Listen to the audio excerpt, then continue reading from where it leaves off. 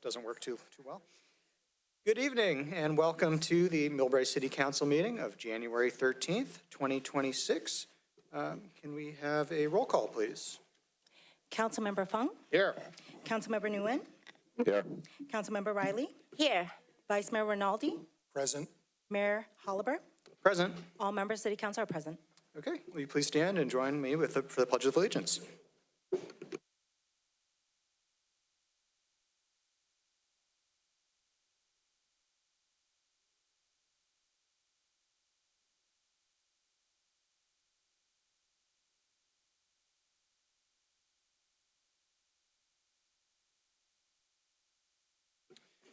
Okay, so we are going to start with ceremonial proclamations, and we have a proclamation proclaiming January 19th, 2026 as Martin Luther King Jr. Day of Service. And we have with us from the Mills Chick-fil-A Leadership Academy, Connor Lai, Devin De La Rosa, and Julia Slam. And Councilmember Nguyen will read the proclamation. Whereas January 19th, 2026 is the national holiday to observe the birthday of Dr. Martin Luther King Jr. and marks the 32nd anniversary as the National Day of Service. Martin Luther King Jr. Day is the only federal holiday designated by Congress as a National Day of Service. And whereas Dr. Martin Luther King Jr. confronted racial injustice with a message of love and a commitment to nonviolence, his courageous leadership helped bring about much-needed civil rights reform. And whereas Dr. King's impassioned speeches and sermons stirred Americans to renew their commitment to our nation's founding ideals that all men are created equal and that they are endowed by their Creator with certain unalienable rights, that among these are life, liberty, and the pursuit of happiness. And whereas Dr. Martin Luther King Jr. rose to the national scene in 1956 during the Montgomery bus boycotts, the boycotts led to the United States Supreme Court ruling that Alabama's segregation laws were unconstitutional. And whereas Dr. King led many successful campaigns for social justice, including Freedom Rides and Albany Movement, these campaigns helped passage of Civil Rights Act of 1964. And whereas Dr. King's words and actions are not simply relics of the past, but a call to vigilance as pertinent today as they were in his lifetime. and it is incumbent upon all of us to carry forward the principles of peace, equality, and service exemplified by Dr. King by treating everyone with dignity, courtesy, and respect. And whereas the city of Millbrae recognizes Dr. King's legacy as one of America's outstanding civil rights leaders and calls on all residents in Millbrae to reflect the words and service of Dr. Martin Luther King Jr., to celebrate his life and influence on our nation, and to consider the responsibility to bring peace, equality, and the respect to their homes and communities. And whereas we celebrate Dr. King's legacy, let's aspire to a life of service he modeled, remembering that everyone can be great because everyone can serve. Now, therefore, the members of Millbrae City Council do hereby proclaim January 19th, 2026 as Martin Luther King Jr. Day of Service. Okay, thank you very much for that presentation. Do we have our representatives here from the Mills Chick-fil-A Leadership Academy? If you'd like to say a few words at the podium.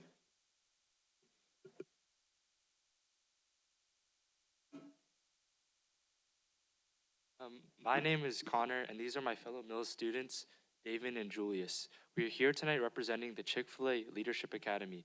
Our club is a national high school leadership program focused on impact through action, where we learn to lead by organizing service projects and give back to our local community. Thank you, Mayor and City Council members. We are honored to accept this proclamation from the City of Millbrae recognizing Martin Luther King Jr. Day of Service. As students involved in service and leadership, this day reminds us that leadership is not just about titles, but about taking action and caring for others. Dr. King taught us that service and community go hand in hand. His message continues to inspire us and show up for one another, to listen and to lead with compassion. I'd like to close with a quote from Dr. King. Life's most persistent and urgent question is, what are you doing for others? Thank you. Okay, thank you very much. Would you like to take a photo at the podium with us?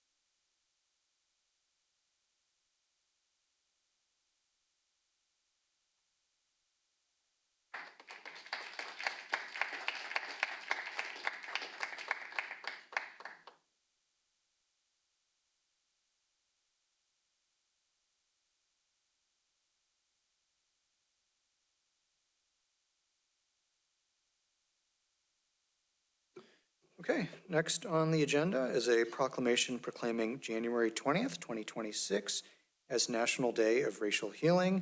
And we have Vice Mayor Rinaldi to give the presentation, the proclamation. Thanks, Mayor Hullaber.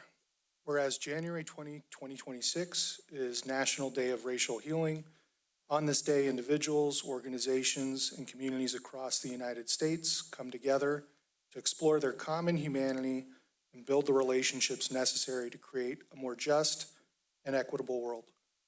And the National Day of Racial Healing is a time to contemplate our shared values and create a blueprint together for how we heal from the effects of racism. Launched in 2017, it is an opportunity to bring all people together and inspire collective action to build common ground for a more just and equitable world. And whereas racial healing is the experience shared by people when they speak openly and hear the truth about past wrongs and the negative impacts created by individual and systemic racism. And whereas racial healing helps to build trust among people and restores communities to wholeness so they can work together to change current systems and structures and affirm the inherent value of all people.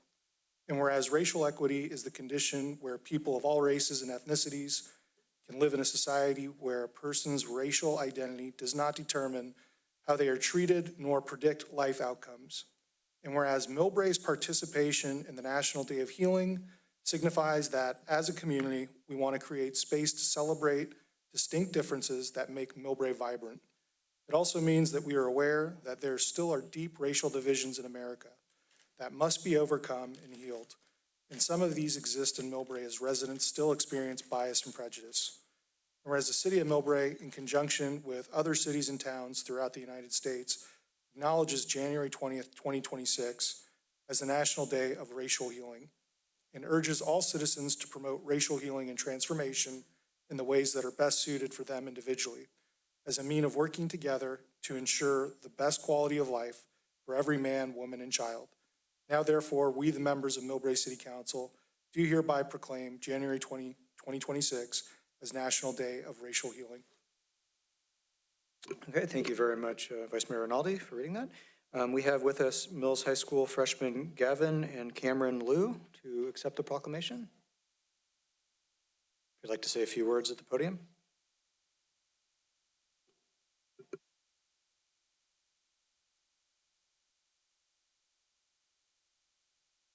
My name is Cameron Liu.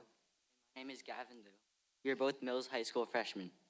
Thank you, Mayor and City Council members. We are happy to accept this proclamation from the City of Millbrae honoring the National Day of Racial Healing. The annual observance of this day is important because it speaks to the fact that racial healing is at the core of racial equity. Our city, which had very little diversity 50 years ago, is now a melting pot of people from different ethnicities and backgrounds. Our generation hopes to become less divided, less angry at one another, and instead celebrate and honor our differences as individuals that make Millbrae a better place to live. Thank you. Thank you very much. And if you'd like to join us for a photo on the side over here.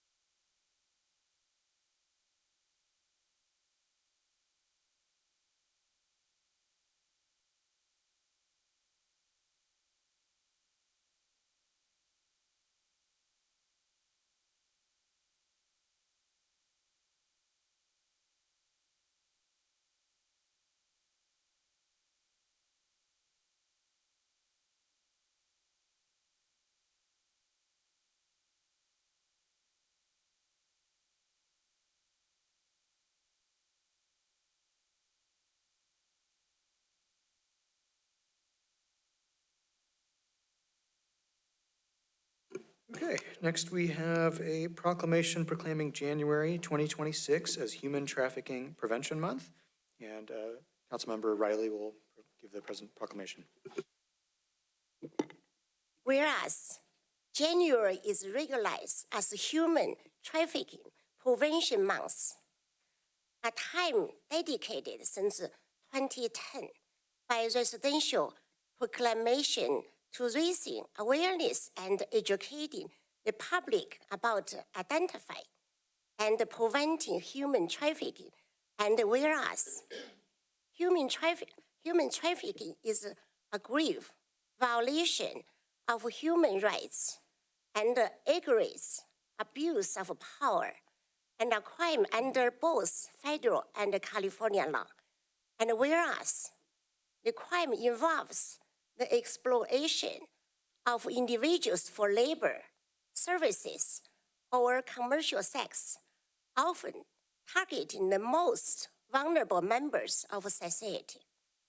And whereas human trafficking exists globally, nationally, and locally, affecting communities across the United States, and whereas raising public awareness about the realities and the warning sign of human trafficking is critical, including dispelling misconceptions that it can further isolate victims. And whereas the city of Millbrae remains committed to collaborating with governmental and non-governmental organizations across San Mateo County to identify, preventing, and address human trafficking. Now, therefore, we, the member of Millbrae City Council, do hereby proclaim January 26 as Human Trafficking Prevention Month. Thank you. Thank you very much. And we have with us Justice at Last founder and CEO Rose Mukhar and Board Chair Aparna Motawali. Good evening and thank you. Thank you, Mayor, Vice Mayor, and council members. I am Rose Mukhar. I'm the founder and executive director of Justice at Last.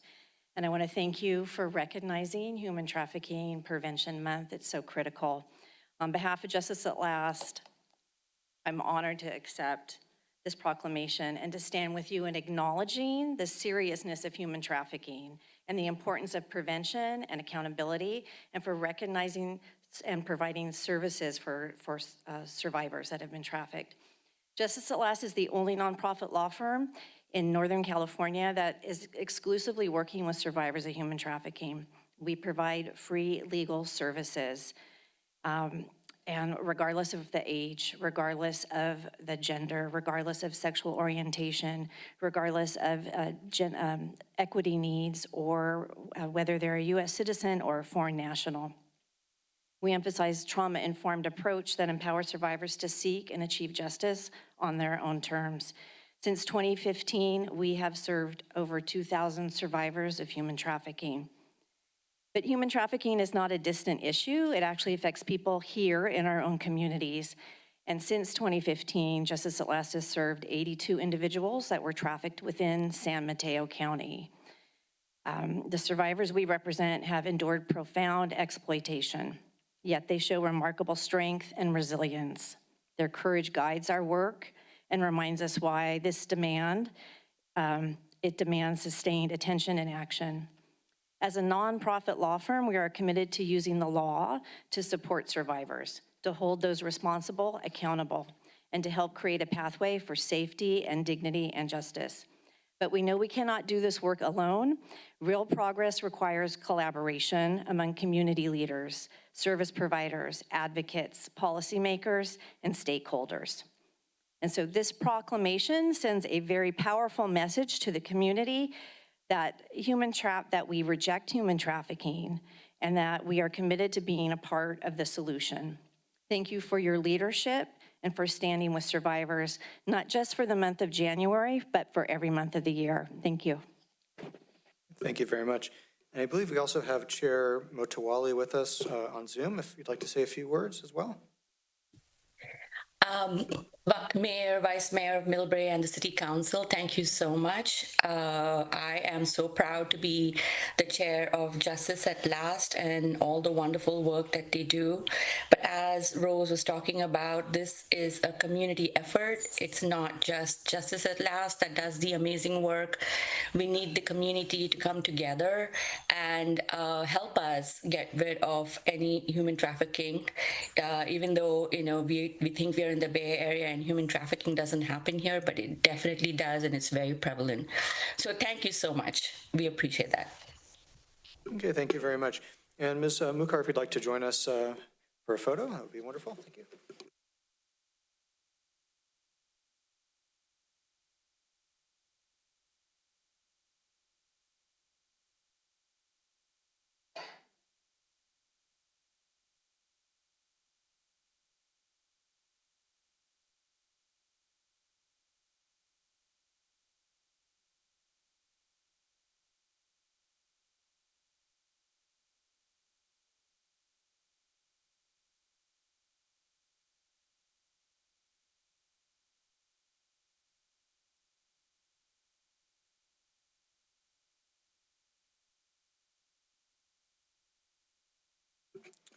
Okay, and next we have a presentation from San Francisco Public Utilities Commission about the El Camino Real property and outdoor supply.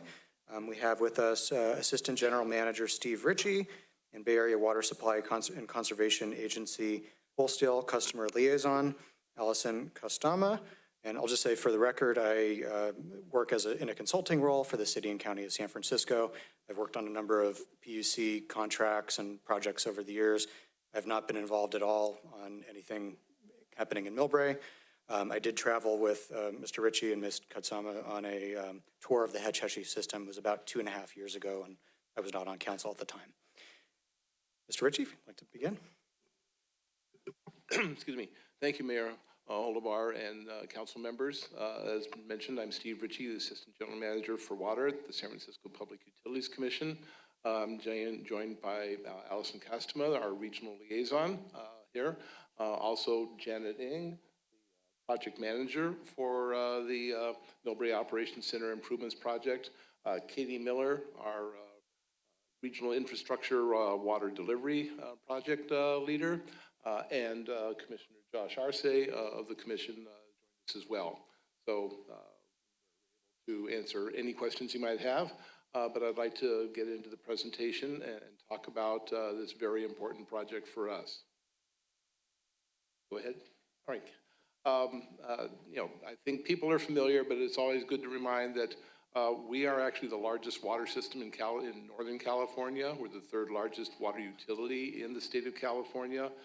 It basically spans the state and provides for water supply for the 2.7 million people, as well as generating greenhouse gas-free hydroelectricity. Slide.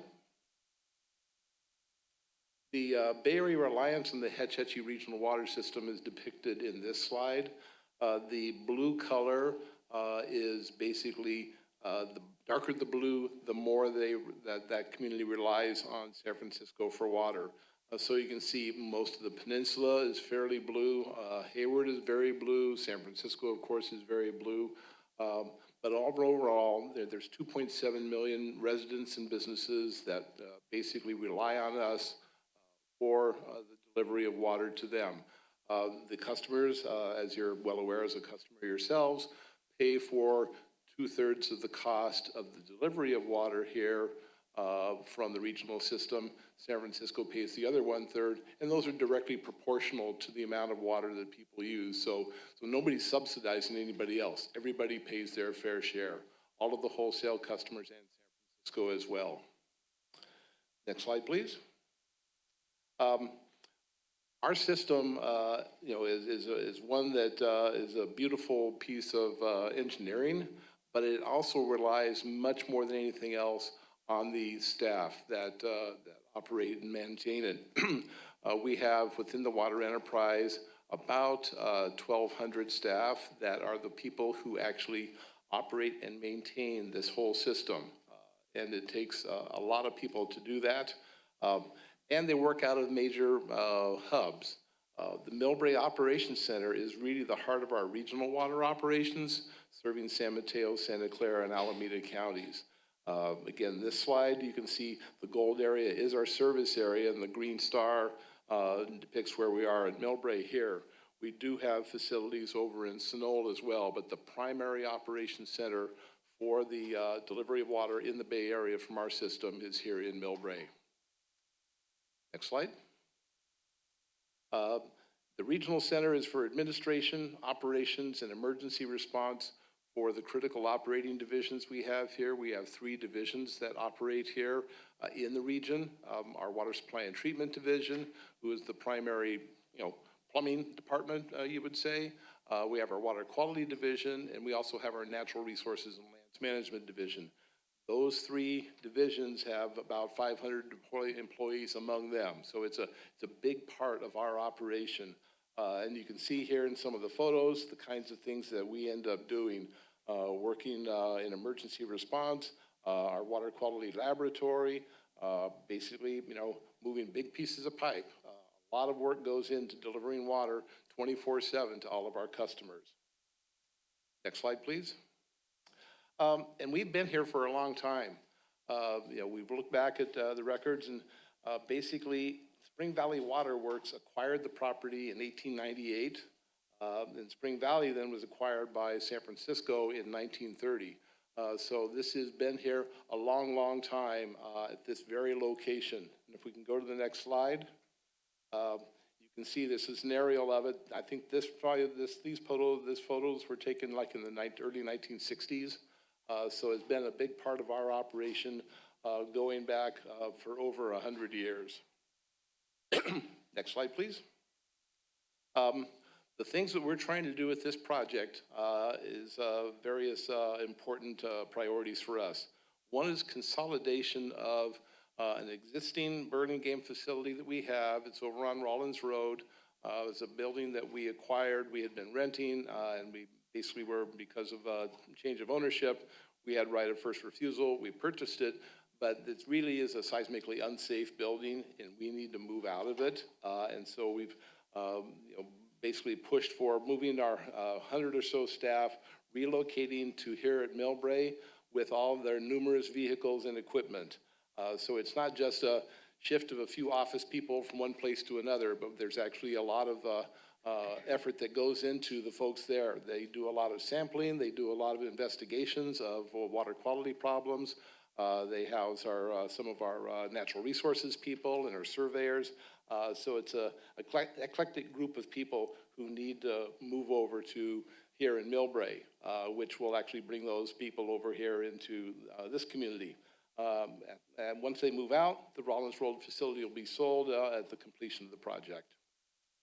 Next slide. We have a laboratory facility here. Our existing laboratory facility here at Millbrae serves numerous water agency customers in addition to the Hetch Hetchy Regional Water System. About 100,000 samples per year are processed, and they're already using increasingly complex technologies. This is, the photos here are photos of a very crowded lab facility. This was built in 1984, I believe it was, and it's showing every bit of its age. We have a need to improve the laboratory facilities and make them really modern and prepared to face the whole rest of this next century. Next slide. We have unsafe buildings, and we need to provide suitable equipment and material storage. The South Shops building that were built in 1906 are unsafe and unusable. Those are the ones in the gray photo to the right. Those are truly vintage buildings. There's only 3 of them left, and we basically don't let people in them anymore. They're in dead storage, so that only occasionally do people actually get in there and do anything. So they're pretty useless. There's also a large number of temporary outbuildings and storage containers spread around the property, as well as storage need for construction equipment and materials that also are spread around the property. So we really have been, for years, shoehorning things in here, and that has been a real challenge for us. Next slide. So the Operations Center planning has actually been going on since about 2010. We have been planning a lot of our different facilities planning starting then, and we've done some work in Sunol, we've done some work up at Moccasin, and now we're really focusing on Millbrae to move forward here. So we got into focused on Millbrae Operations Center planning beginning in 2019. And initially, we were assuming no expansion. We were going to fit in the existing footprint. That was my goal, was to fit in the existing footprint. In 2009, of course, Orchard Supply Hardware closed and became back as Outdoor Supply Hardware. Excuse me. But we understood the importance, so we issued an RFP in 2019 for a 5-year lease to keep our options open. And we chose a 5-year lease. I remember talking to your city manager back at that time that we felt that that was the right thing to do for us because we could keep the facility open, but we didn't know for sure if we were going to need it or not, and we needed to keep our options open available for that. And Outdoor Supply Hardware signed a 5-year lease then in October of 2020. Next slide.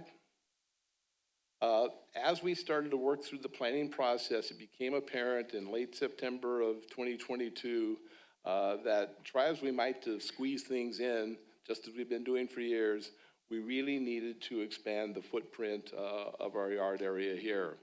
And so by late 23, early 2024, a preferred site plan started to come into focus. That was when we really started to have something we thought that was something we could take out to the world.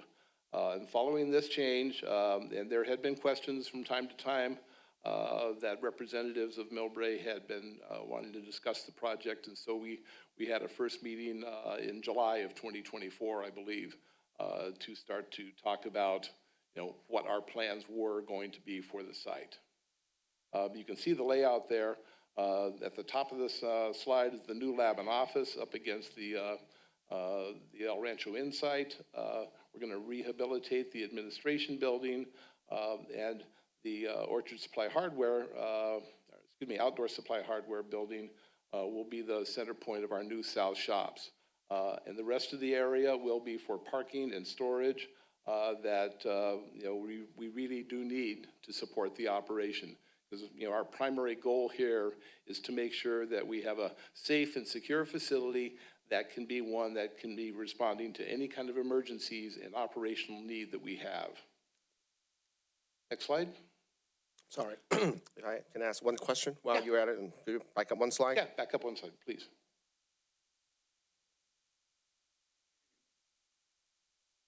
Okay. Sorry. Which one of these buildings is the current OSH? The current option? The current outdoor supply hardware? Oh, it's the one at the bottom that says new south shop on it. So the closure of OSH will be replaced with this new south shop? Yeah, basically rehabilitating the building so that it can be used for those facilities, yeah. And what's going to be in there again? Excuse me? The new south shop, what's that going to be in there? That is going to be shops for plumbers, painters, carpenters, trades that are basically engaged in operating the system. So it's really a workshop? Well, a workshop in my world is a big, big deal. We're talking about handling, big pieces of equipment. And so it's a workshop, but on a big scale. This is an industrial workshop. This is not, a couple of guys sanding wood around here and there. I didn't underestimate that. That's not how I meant it. Okay. But it's an industrial workshop, as you put it. Yeah. Right, for your plumbers and Yeah, all the other tradespeople. and the shell of the OSH building is the one that would be the primary element. And you mentioned there's some outbuildings with storages and all that. Are they being demolished? What's the plan for those? Yeah, some of those are being demolished. The existing auto shop and warehouse will stay. The existing north shops will stay. But there's a gray rectangle between the NRLMD shop and the existing auto shop. Those are those old buildings that are 1906 vintage. There are back where the new lab and office would go. We've got various outbuildings there, heavy pieces of equipment stored in random places around the property. That's where, again, we've got so much stuff that's been crowded into spaces that we need to actually put it into place. One of the things I have to worry about are the turning radiuses, for the big pieces of equipment. So that's actually been a very little contentious issue that we've had to work through just to make sure everything will fit. And how big is the total site? I don't know off the top of my head. 17 acres of total site space. Yeah. And you said in this slide that you by late 23 to early 24, this is coming into focus. Yes. And following this change, you engaged with our city representatives to talk about the project. And when did that begin? Well, the first meeting we had on this that I was involved in was in July of 2024. July 24. Let's finish the presentation. Maybe we can get back to specific questions after that. Thank you. Thank you. Next slide, please. So far as we've been working through this, we've made certain project commitments as we've met with city staff. One is that we are fully in support of Millbrae's proposed downtown and El Camino Real Community Benefit District. We will definitely participate in that fully and support it. Assurance to Millbrae that we have a 2% for art obligation for projects in San Francisco for anything built above ground. And the question came up, was like, well, you're going to transfer that money to San Francisco? No, we're not going to transfer that money for San Francisco. That will be fulfilled here in Millbrae in some way. And we want to make sure we have representatives on the advisory committee regarding the art obligation. It ultimately gets decided by our art commission in San Francisco, but we've worked with them very well in the last few projects to make sure that they get something that fits into the environment where the work is taking place. We've got a specific Millbrae staff person who's the point of contact for project details that will work with Janet Ng here, the project manager, on any issues that really relate to how this fits into the, excuse me, downtown El Camino Real environment. And based on the most recent schedule, we're in discussion with OSH regarding an additional one-year lease extension. We already extended it once because we weren't going to, we don't want there to be a dead site there. We want to make sure that if we're not building something, that it stays in operation. So we've already extended it once, and I just learned that OSH is agreeable, and we're actually just doing the paperwork now to extend the lease until October of 2027 at this point. So that will be a second-year extension. Next slide. The project schedule, we contracted with Clark Construction as a construction manager general contractor for the project in March of 2025. This basically, this is a way where you can get a contractor on board early so that they will actually act as a general contractor and as the construction manager. But they actually can bring their expertise to bear to help make sure that the best decisions can get made regarding how the construction takes place. And believe me, this is going to be a big project. It's a very large project. Construction dollars are probably $250 million, maybe more than that. So we're going to be talking about a lot of work, a lot of jobs going on right here. There will be a CEQA document issued in summer of 2026. And we hope to begin construction in November of 2027. We're going to do the construction in 3 phases. The first phase would be adaptive reuse of the OSH building. The second would be construction of that new laboratory and office building on the north side of the property. And then the last would be adaptive reuse of the existing administration building, which is the primary building on the facility right now. And that one is in need of a lot of love and care at this point.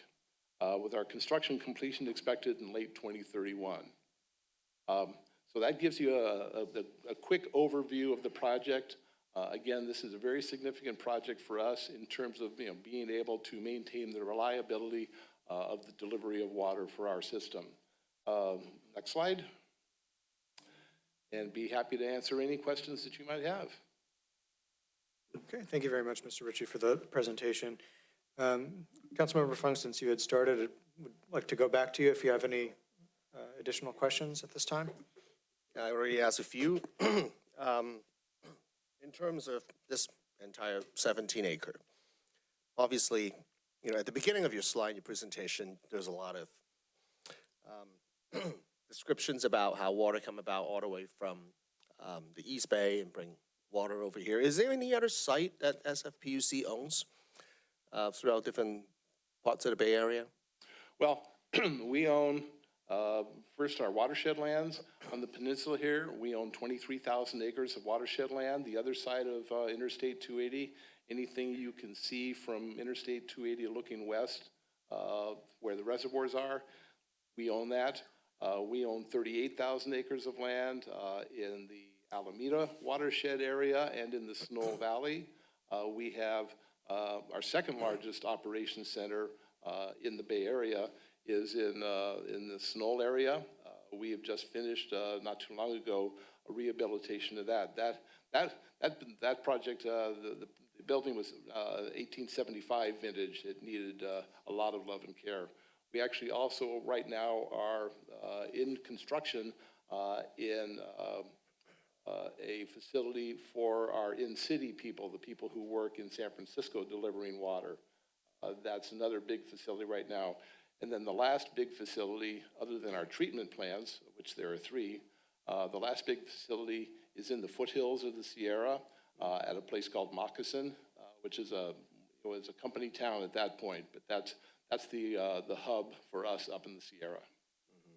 Sounds like you have a very distributed network of different offices, different lab space, different operation centers. Yeah, but with the lab space, this lab here, this is the real lab. Right. Others are our minor labs that do a little bit of work, but this is our primary lab. Is there a particular reason that this location, one of the most populated location, certainly sounds like, is being chosen as a lab? Well, the original choice was in 1898 when Spring Valley Water decided that this was a good location. If you're going to serve the peninsula and everything, this is a pretty primary location. We actually have two major transmission lines that run right outside, the grassy strip in front of that. Those have two big pipelines in them. But this is, the one that seemed to make the most sense in that original, and we have kept it that way ever since. And so you can see how it's evolved over time. And so the last main construction was when we built the water department, building there in 1984, I believe it was. Mm-hmm. Okay, all right, okay. Thank you. Okay. Councilmember Nguyen? Yeah, you mentioned that like 100 staff members, right, for this facility? Well, that those would be new ones moving here. Right, right. So with the addition of those new staff members, have we considered traffic congestion, parking, potential overflows in neighborhoods with this? Yeah, one of the big deals for us is parking, and that's where we're trying to make sure that we've accounted for that in the best way we can. We're very cognizant of, the construction going on around us that is also going to put some traffic burdens out there. But these people, that set of people, 100 or so, is going to be moving from Rollins Road, just the other side of Millbrae Avenue, over here. And again, that's why we're trying to make sure that that's one of the big needs that we have for this property is parking for those folks, as well as, lay down areas for equipment and, construction supplies, things of that nature. What about emergency response? Has it been considered in your plan as well? Emergency services. If something big happens at your facility, I'm just curious what your thoughts are on that. We're a water department, and so hopefully we've got plenty of water to put out a fire if it comes to that. If we don't, then that's our problem. But no, we are first responders. That is what we do as a day-to-day operation. So we haven't. I don't know if there's been any assessment of the additional needs there. Certainly, would be happy to engage in that discussion to the extent that it can be productive. Okay, thank you. Any other questions? Oh, Vice Mayor Rinaldi? Thanks, Mayor Hulbar. I've got a series of questions, and thank you for coming out tonight, Mr. Ritchie. Sincerely appreciate it. Staff of SFPUC, including Commission President Arce, really appreciate you guys making the trip down here and reciprocating from all the trips that I've made up there. So I'll start the question by asking you, what was on Rollins Road? What were the jobs these people were doing? Well, and they'll still be doing.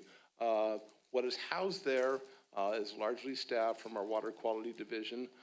There are a number of engineers, water quality engineers. There are a number of surveyors. There are a number of water quality technicians. I mentioned that those are folks who actually are going out and doing sampling throughout the system. So the samples that come back to this laboratory have to get collected by somebody. And so they're the ones out there collecting those samples. They're also the ones who respond to all complaints of water quality. So we have folks who have to go and visit sites in different places for that to actually deal with those kind of complaints and figure out, is it our problem? What's going on? So we can solve the problem. We also have a number of staff in our Natural Resources and Lands Management Division who are working out of there. These are folks who are generally biologists who are working in our watersheds, particularly here in the Peninsula watershed. We have more biologists who deal with the East Bay side as well. So it's a variety of those, as well as administrative staff as well. Yeah. So looking at the slide, if we can go back to the slide where you were showing the New South shop, the aerial view that Councilmember Funk pointed out. The New South shop, was that located over on Rollins Road? No. That was never there? No, they don't have they have some minor equipment for handling things, but that is not, an industrial shop like this is. These are folks who are crowded into the north shops and the auto shop and warehouse. So the shop wasn't existing on Rollins Road, yet you were still able to operate without that shop in that location? Well, that location didn't need a shop. So, The shops, the trades that work out of here, there aren't trades that work out of there. They work out of the Millbrae yard. And most of them are spending most of their time actually away from this facility. But they have to have places to come back to work on things, that they have to bring back to work on, or places where their tools and equipment can be stored. can I ask you a quick question? Do you have any other large parcels of land within the city of Millbrae? Actually, I was gonna, dig into that a little bit if I'd had time. I can take a look. I don't think we have any large parcels of land. The closest thing we have is the Harry Tracy Water Treatment Plant, which I'm trying to figure out if it actually is in Millbrae or not. I believe that sewer discharges to Millbrae, but I'm not sure if the facility is. But it's basically a large treatment plant. So the footprint is occupied by all the treatment facilities. Yeah, there was actually some residents here that had horses in the stables that occupied that land prior. So it's very much so close to Millbrae, if not located in it. So, Well, the stables were, made, and we needed to deal with them because we needed a large storage tank, and that's where they went. correct, absolutely. So the reason why I ask that is if this new South Shop didn't exist before, yet you have land on Harry Tracy, and if you look at the aerial view, there's plenty of land there. Why not put the new South Shop over there? Because that is a treatment facility. It's dedicated to treatment. Where you'd want to have a shop is in an area that is flat, accessible, and accessible in and out for people to do work on pipelines. That is in a very, very hilly area. That is not, I would never put a shop there, a big shop there. There's a small shop there to do some individual work, but for something that's going to serve the entire water system in the Bay Area, Millbrae is the place for it to fit. Sounds like it. The total cost of this project, can you refresh my memory to what it is? Total cost of the project is something on the order of $420 million, something like that. Okay, so it's north of what I thought, I heard yesterday, which was $366 million. There are different numbers when we talk total project cost. That's all in. The construction cost, I think, is more on the order of $250 million plus. Got it. So this is a significant project for SFPUC. This is a very significant project. That's why we're building it in 3 phases, in fact. Got it. And so this is going to dovetail to a question I have regarding ratepayers. In yesterday's meeting over at the SFPUC Commission, it was mentioned that SF ratepayers with their combined sewage and water are going to see a double-digit increase for the next 2 years, one being 10.5% and the next one being 12.5%. Has there been any thought process into what those rate hikes are going to look like for the wholesale water rates for the people of Bosqua? Yes. And what are they? I can't tell you what they are right now. That's what our rate folks are for. They are actually supposed to be issuing a letter, in the next few days of what the projected rates are for the wholesale customers. So let me ask you this, now that we're onto the financials of things, what were the key factors that led the folks of the SFPUC staff to come to the conclusion that Millbrae was the prime location to build on? Well, again, the prime location to build here now is because the main facility is already here. We already have shops here. We already have the administration building.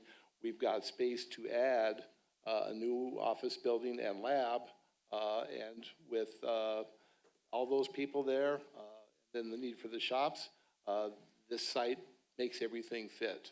We went through a whole lot of effort to try to squeeze everything into and keep the retail section open, and nothing it didn't fit any way we tried. Got it. And so you answered Councilmember Funk's question earlier about the acreage size, 17 acres, that parcel. Fun fact for everyone here in the audience today and the public watching abroad, that is actually the largest parcel of land owned on El Camino Real, and it's owned by SFPUC. So my question to you goes back to what Councilmember Nguyen was asking. Was there any thought around the congestion this might cause or our county's Grand Boulevard project that they've been considering and planning for quite some time? I have not seen anything on that. Happy to engage in that in particular. Again, traffic is something that everybody is concerned about. Again, it's just, we're not the only thing. The 5-story building going up across the street, has people wondering about that as well. What's going to happen at the El Rancho is going to be that as well. This will add, 100 people, which means that there will probably, be about 25% of the occupants. Yeah, part of the challenge of what I'm hearing is there wasn't much thought or consideration to the community that operates around outside of you. We do have some high-density housing projects that are going around. You may be familiar, but last year we were cited as one of the fastest growing communities building new housing to accommodate for the housing issues that we're having. And quite frankly, the new project that you're talking about across the street is going to bring a lot of people that need a hardware store. And that's our last hardware store that'll close if you cannibalize those 2 tenants that are paying rent to SFPUC and sales tax to Millbrae. So given that congestion is such a big problem, where are those people going to shop? I don't know how many of them would shop in a hardware store. Quite a few if it's the last one in Millbrae. So let me continue with the questions for you. My question is about the process for this approval. I was quite disturbed to hear from my city manager that we had asked for the RFP when it was issued in 2023, and we were told that an NDA would be required as well as a construction license to see what exactly the scope of this project was. It wasn't until about a month ago that I issued my own PRA, and I got a response back with redacted information. And thanks to Bosco Representative Mr. Schmekel there, you presented the slides that you were going to present tonight to me a little bit earlier, so I got a sneak peek of them. And I finally got an understanding of what this project kind of entailed. So I appreciate you filling in the details here. And that RFP that you're talking about was issued in 2024. And because of the fact that it was had information in it that was confidential, and it was part of a bidding process, that was when anybody who wanted it needed to sign an NDA, and your staff was informed of that. They didn't like that, but I believe they finally came to understand that we're going to treat everybody the same when they ask for something during the middle of a bidding process like that. When I was not involved in the response to the original request, but I said, well, I need to go see these guys. So I made an appointment with Andrew and Tom to make sure we went and saw you and talked about this is what we're doing. That's what you really want to know. You don't really want to know what the construction contract looks like, I hope. I wouldn't want to know that. But what does the project looks like? And so that's what I went to talk to them about. Correct. And I find it absolutely amazing that within a month's worth of time, I got a redacted version of plenty of information, about 27 different files with plenty of data that I got 3 days ago. So much so that I haven't even had time to sift through it yet, which brings me to my next concern, the process. Where are we at in the process right now? Because I got quite concerned when our city manager told me that you plan to have shovels in the ground by October 2026. And when I checked with Bosco and found out that they've never reviewed this project to find out if it's fiscally responsible to the ratepayers. That was the plan, was to be get into construction in 2026. That's why now we've extended that, and why we're putting the extra year on the lease, because that is not going to be feasible at this point. And so that it's extending out till November of 2027, when we expect to be able to start construction. Got it. So 2 more quick questions, because I don't want to hog up all the time here. The alternative analysis reports, how many alternative analysis or alternative sites did you guys look at? We looked at some alternative sites when we were first trying to figure out what we would do as staff if we had to move them out of Millbrae and, not at Millbrae, out of Rollins Road. And if we wanted to seismically retrofit that building, and that just appeared infeasible. There was no place that we could move that many people to for a temporary stay. So we looked basically within our footprint, property that we own, that would be the thing that would actually really work for us, because all those people coming from Rollins Road are people who actually work integrally with the folks that are working at Millbrae. So Water Quality Division, the laboratory, the engineers, it's going to be great to have them together. The samplers, it's going to be great to have them together. This is definitely a preferred location by far. Fantastic. So going back to the ratepayers and being fiscally accountable to them, when are we going to see the alternative analysis reports and how much money they're saving? I'm not sure this is a money-saving project. This is a project that is going to last us hopefully for another 50 to 100 years.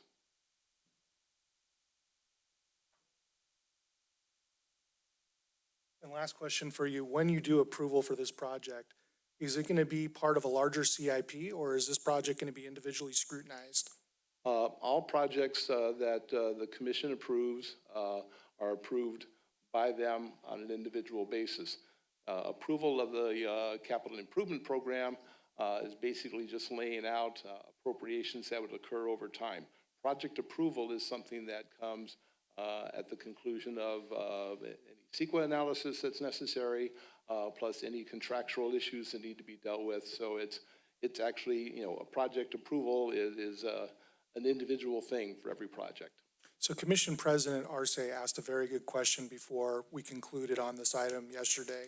And his question was, if they move forward agreeing on the budget, would that automatically give the green light to SFPUC to move forward with this project?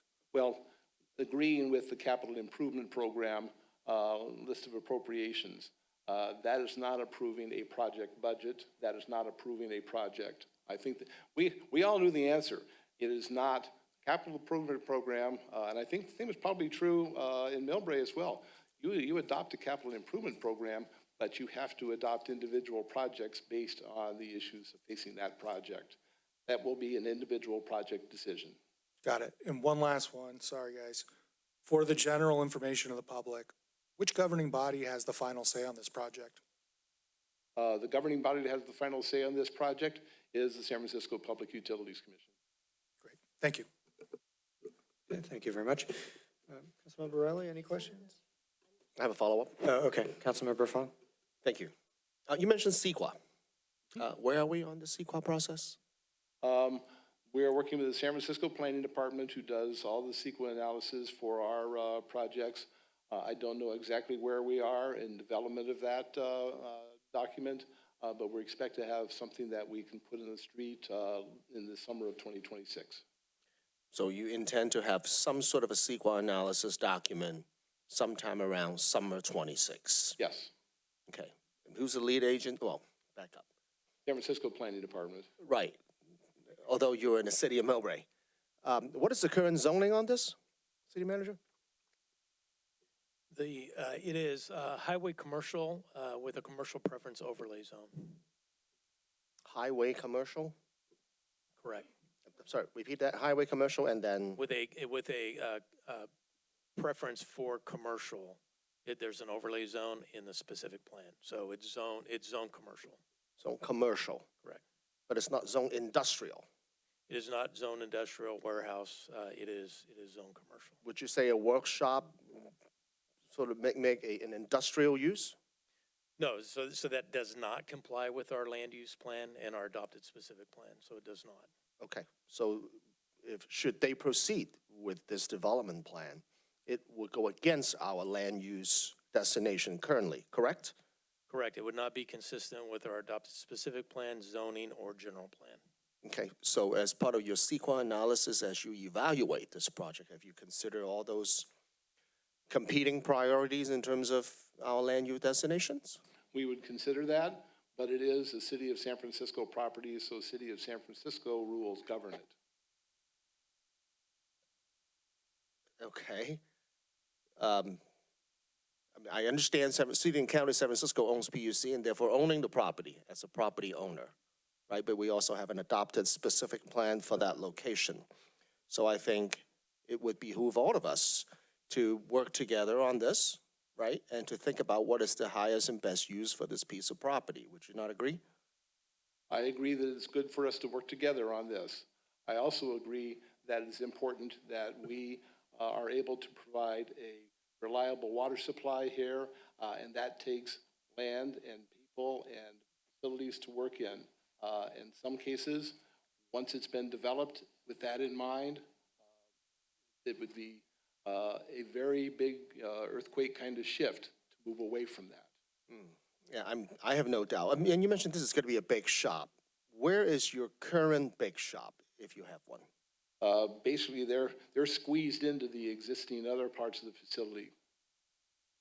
Of the existing 17-acre facility? Yeah. So there's distributed shops, if you will. Yeah, the north shops are overcrowded right now. There are people coming out there. They're also in the auto shop area and the warehouse area, but they don't have, the home that they need. So building this south shop will be sort of an expansion of a non-conforming use, correct? I will not parse words with you. Okay, fair enough. Thank you. Yeah, and just for clarification, maybe the city attorney can answer this. My understanding is that as long as San Francisco PUC is using any portion of that site for water use, they do not require the city's approval. It's similar to the transit agencies using transit property. If they wanted to build a commercial building or housing or something that is not directly related to water distribution and maintenance, then they would need the city's approval. Is that correct? That's something that we would need to look into, and we can get back to you on that. City manager, do you have any insight on that? Well, yeah, I'll have the city, I mean, we're probably gonna evolve this. And so I would just lean on the city attorney for her legal opinion on that. Okay. It's not something we've looked into yet, but we can certainly look into it and get back to you. Okay, that was what I understood, but that was incorrect. Sorry. We do have public comment as well, so I think we need to wrap up questions here. We have other items on the agenda. Just a couple of quick questions, and Mr. Ritchie, and I know you went over this a bit before, but just looking at the diagram here, and I know you've done a lot of planning, I respect that process. Just looking at the diagram, it does appear that there's a fair amount of open space. I mean, a lot of sort of surface level parking space, some green space in the courtyard. Has there been any thought to maybe, I don't know, increasing maybe the density of certain parts of the project as opposed to more of like a parking garage or something like that? I know that would be a higher cost. I'm sure that's that comes with its own challenges. But yeah, I'll take a parking garage, for example. That is something that did consider at one point, and we have on the books for considering into the future. Even as much as we've got there, the space is already tight for all of the existing things that we think will come there. We also have considered, potential future growth that some of this area could end up with an additional office building in it. So there's that the potential for additional staff for lots of different reasons. So that would be something that then that would really drive us to a big parking garage kind of thing. But we're leaving our options open there, knowing that the future is going to be uncertain, and we're going to have to deal with whatever comes to us. okay, and you mentioned the phasing of the project, that the new south shop would come first before the other components of the project.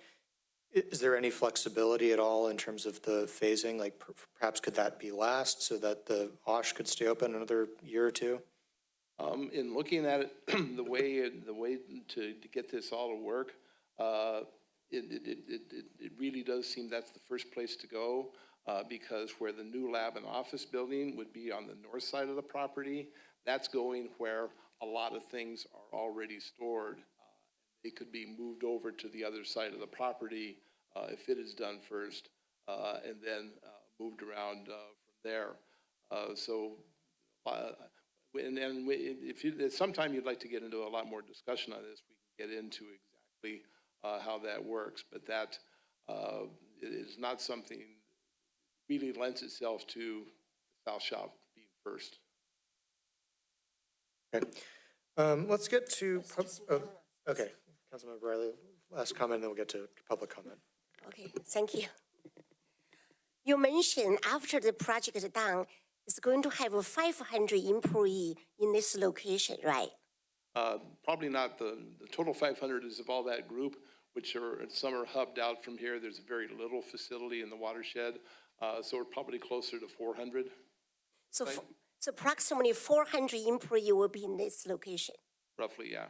Can you show me how many parking space you are in this project? I cannot tell you exactly how many there are, but that's one of the things that we're working on is how many vehicles we need to have parked, of city vehicles parked, including heavy equipment, as well as parking of others. So we can get that information to you, though. Yes, you mentioned your working vehicle. How about the employee? They're gonna drive there, parking there to work, right? So they're not gonna parking on the street, on our community, right? Yeah, the goal is to have everybody parking in the facility. Okay, then you mentioned this project is start 2027 and end 2031, right? 4 years.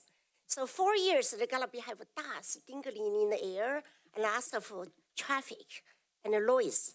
For long run, what's the benefit our city, our community will get for the long run for this project? We would be happy to talk those through with you. Okay, thank you. Okay, thank you very much. We'll now go to public comment. Mr. Mayor, if I may, before public comment, I'd like Yes. to make a few comments if I can, just on some background and some timing for the record, really for the council's knowledge and anybody from the public that would like to speak. So I'd like to thank Mr. Ritchie for coming here tonight. He's here at my request and working with him to present this to the city council and to the community. He had mentioned a meeting in July of 2024. That is the first time that we met and that this plan was presented to us. I personally found out about this project in I think it was February of 2024, from community members that learned about the closure of Outdoor Supply from the employees at Outdoor Supply. Once that was brought to my attention, I had contacted Rosanna Russell, who's the Director of Property for SFPUC. Not getting a response from her after several attempts, I reached out to the consulting firm of Alex Turk in San Francisco, brought Mr. Turk's firm under contract to assist us with facilitating communication between the city and SFPUC, with also trying to find out information about the timing of the closure of Outdoor Supply. So Mr. Turk was effective in getting the lines of communication open, assisting the city, and I believe Outdoor Supply and SFPUC in extending the lease for 1 year, actually through October 2026, which, as Mr. Ritchie said, was the initial timeline of when they thought that they would start to redevelop the site. We did bring up many issues to the staff at SFPUC, loss of jobs. It is not 1898 anymore. It's 2025. This 26, excuse me. I probably sent a few letters that still said 2025, 2026. And so a lot's changed, right? And I think as council member and several of you pointed out, we've become urbanized. The reason why we're redeveloping the Office Depot site, the El Rancho Hotel, a lot stems because of state laws, SB 330, putting the pressure on cities to develop affordable housing. And so, yes, we are changing. And I think with that, it would be nice if SFPUC also realized that change. And as what was brought up tonight, let's look at the planning, let's work together. I have asked for alternative analysis. We did ask for the RFP. As was mentioned, I did not want to sign a non-disclosure agreement as a public official, open, transparent. I could not, in good faith, sign an NDA. We do RFPs all the time. They're always open to the public. If there are certain things that legal counsel wants to make sure are kept confidential, then they're redacted. So this has really been, I wish we did have more of a partnership, and I hope that we can sit down, and maybe it is through the CEQA process, that we look for alternatives, because It is not 1898 anymore, it is 2026. And it would be nice, and as was mentioned, SFPUC has assets. They're the largest landowner in San Mateo County, not just the city of Millbrae. And I think shoehorning this in and just saying, hey, you know, this is what we're gonna do, it's a disservice to the ratepayers, it's a disservice to this community, it's a disservice, you know, up and down the peninsula. So I would hope, and, you know, with the president of the board here this evening, hear us and really hear our cries for, we can do better. I think SFPUC can do better, we can do better, and say, yeah, let's put our heads together. Let's save the jobs. We all talk about how important job creation is, affordability. It is not good public policy, no matter what level of government you are, for government to make a decision where people lose their jobs. Usually government is opposite of that. We try for job creation, we try for economic development. So through this process, and I do thank Mr. Ritchie and the staff for being here tonight, I think we can do better. And we would like to sit down and look at different alternatives, different land, different facilities, and move forward in a positive manner. But that timeline really has been us reaching out, taking the initiative to try to find information from SFPUC rather than SFPUC disclosing things from us. And that's really kind of where we are today. We can put that in the rearview mirror. We are here, but I would hope that we can do a lot better. Okay. We are going to begin public comment, and each speaker will have 3 minutes. We will start with the in-person public comment with Stella Lau.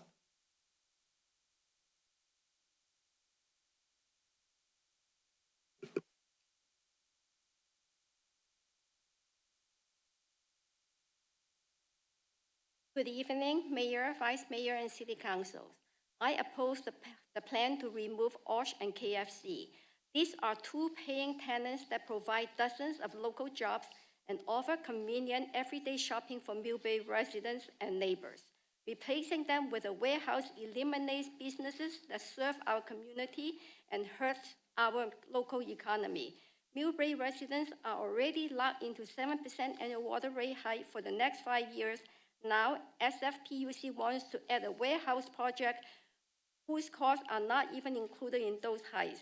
This raises really real concern for ratepayer. This proposal is unfair to Millbrae residents and unnecessary. I urge SFPUC to reconsider. Thank you. Okay. Next speaker is Ray Louie.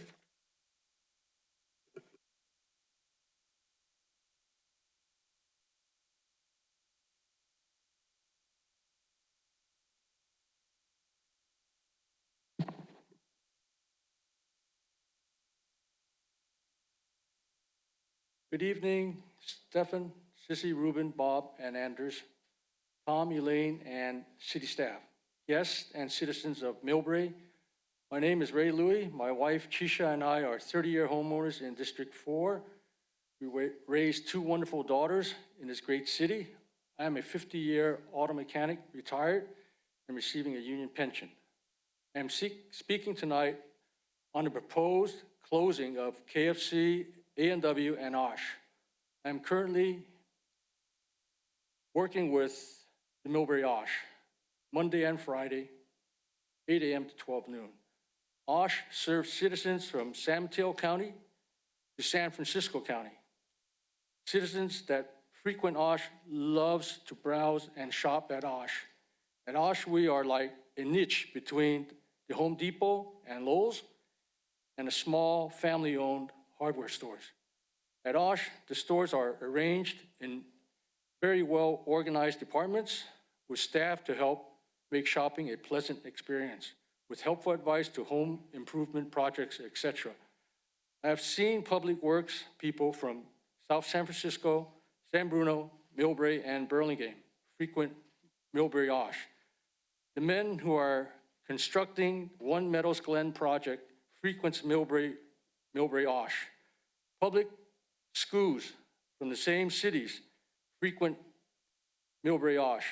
At Millbrae Osh, we have events for families in San Mateo County with children to attend for hands-on crafts.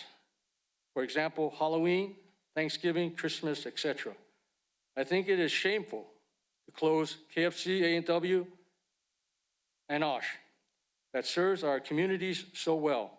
In closing, with my interactions with the citizens in San Mateo County and San Francisco County, the water rates are extremely expensive. Thank you and good night. Okay, thank you. The next speaker is Jean Perry.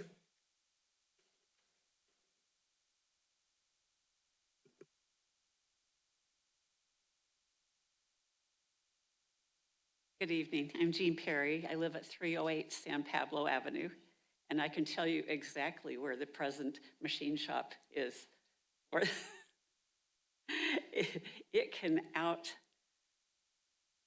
sound the planes when they're landing in the alternate wind pattern.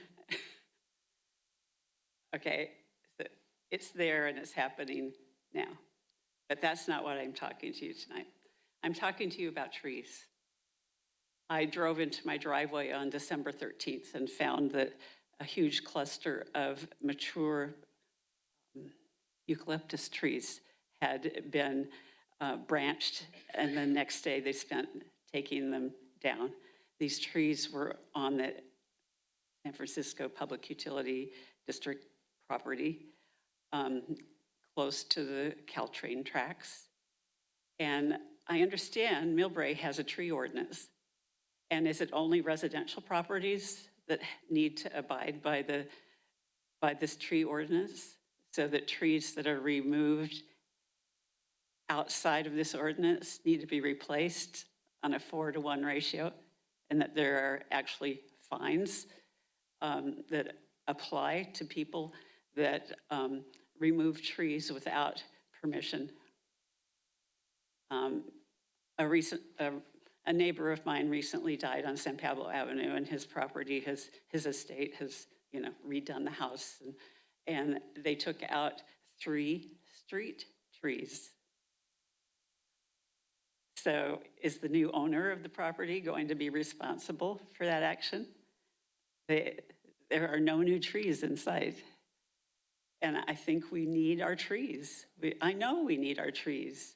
I am so sad that we weren't able to negotiate with the El Rancho project, who are going to take out at least 52 mature trees and replace them with little saplings the size of my finger, who will not be able, these trees will not be able to provide the benefit of trees for generations.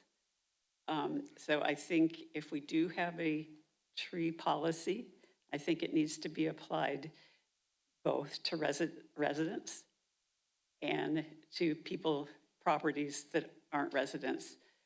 We're going to be treeless. Thank you. Okay, thank you. The next speaker is Ellis Kwong.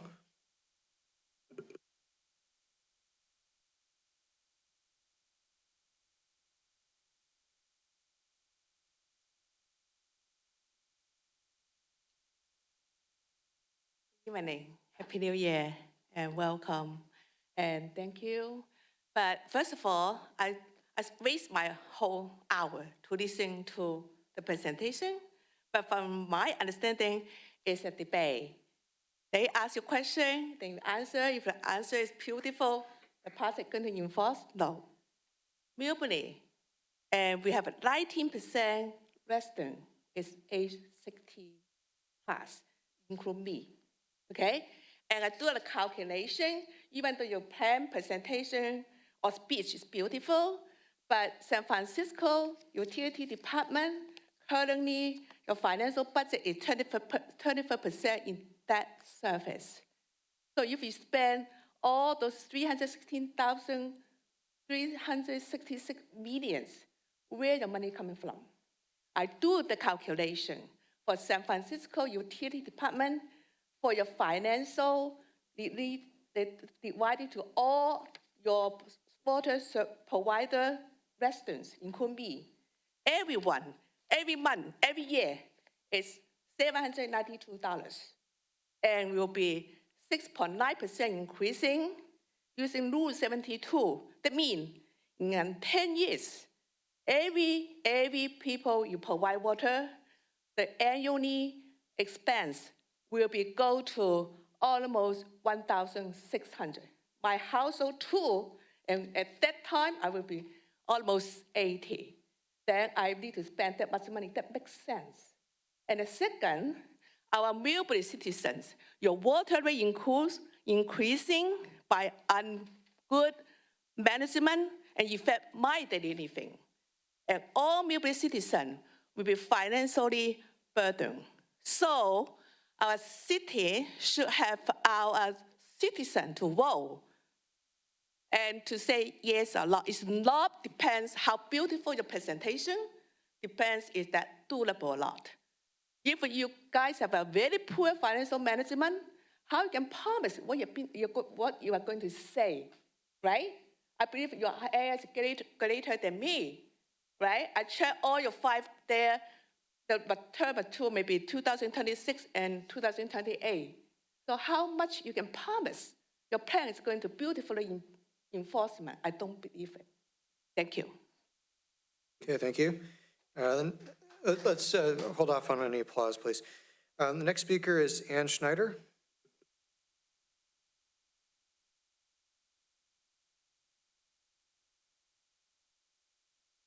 Thank you, Mayor and City Council. Mayor, as you know, I am the Millbrae Bay Area Water Supply and Conservation Rep. I have comments along that, and then I have comments on my own. Do you want me to try to get it all in 3 minutes? Or can I have 3 and 2? It's very hard to describe where Bosca fits in here and also talk about ideas. It's up to you, though.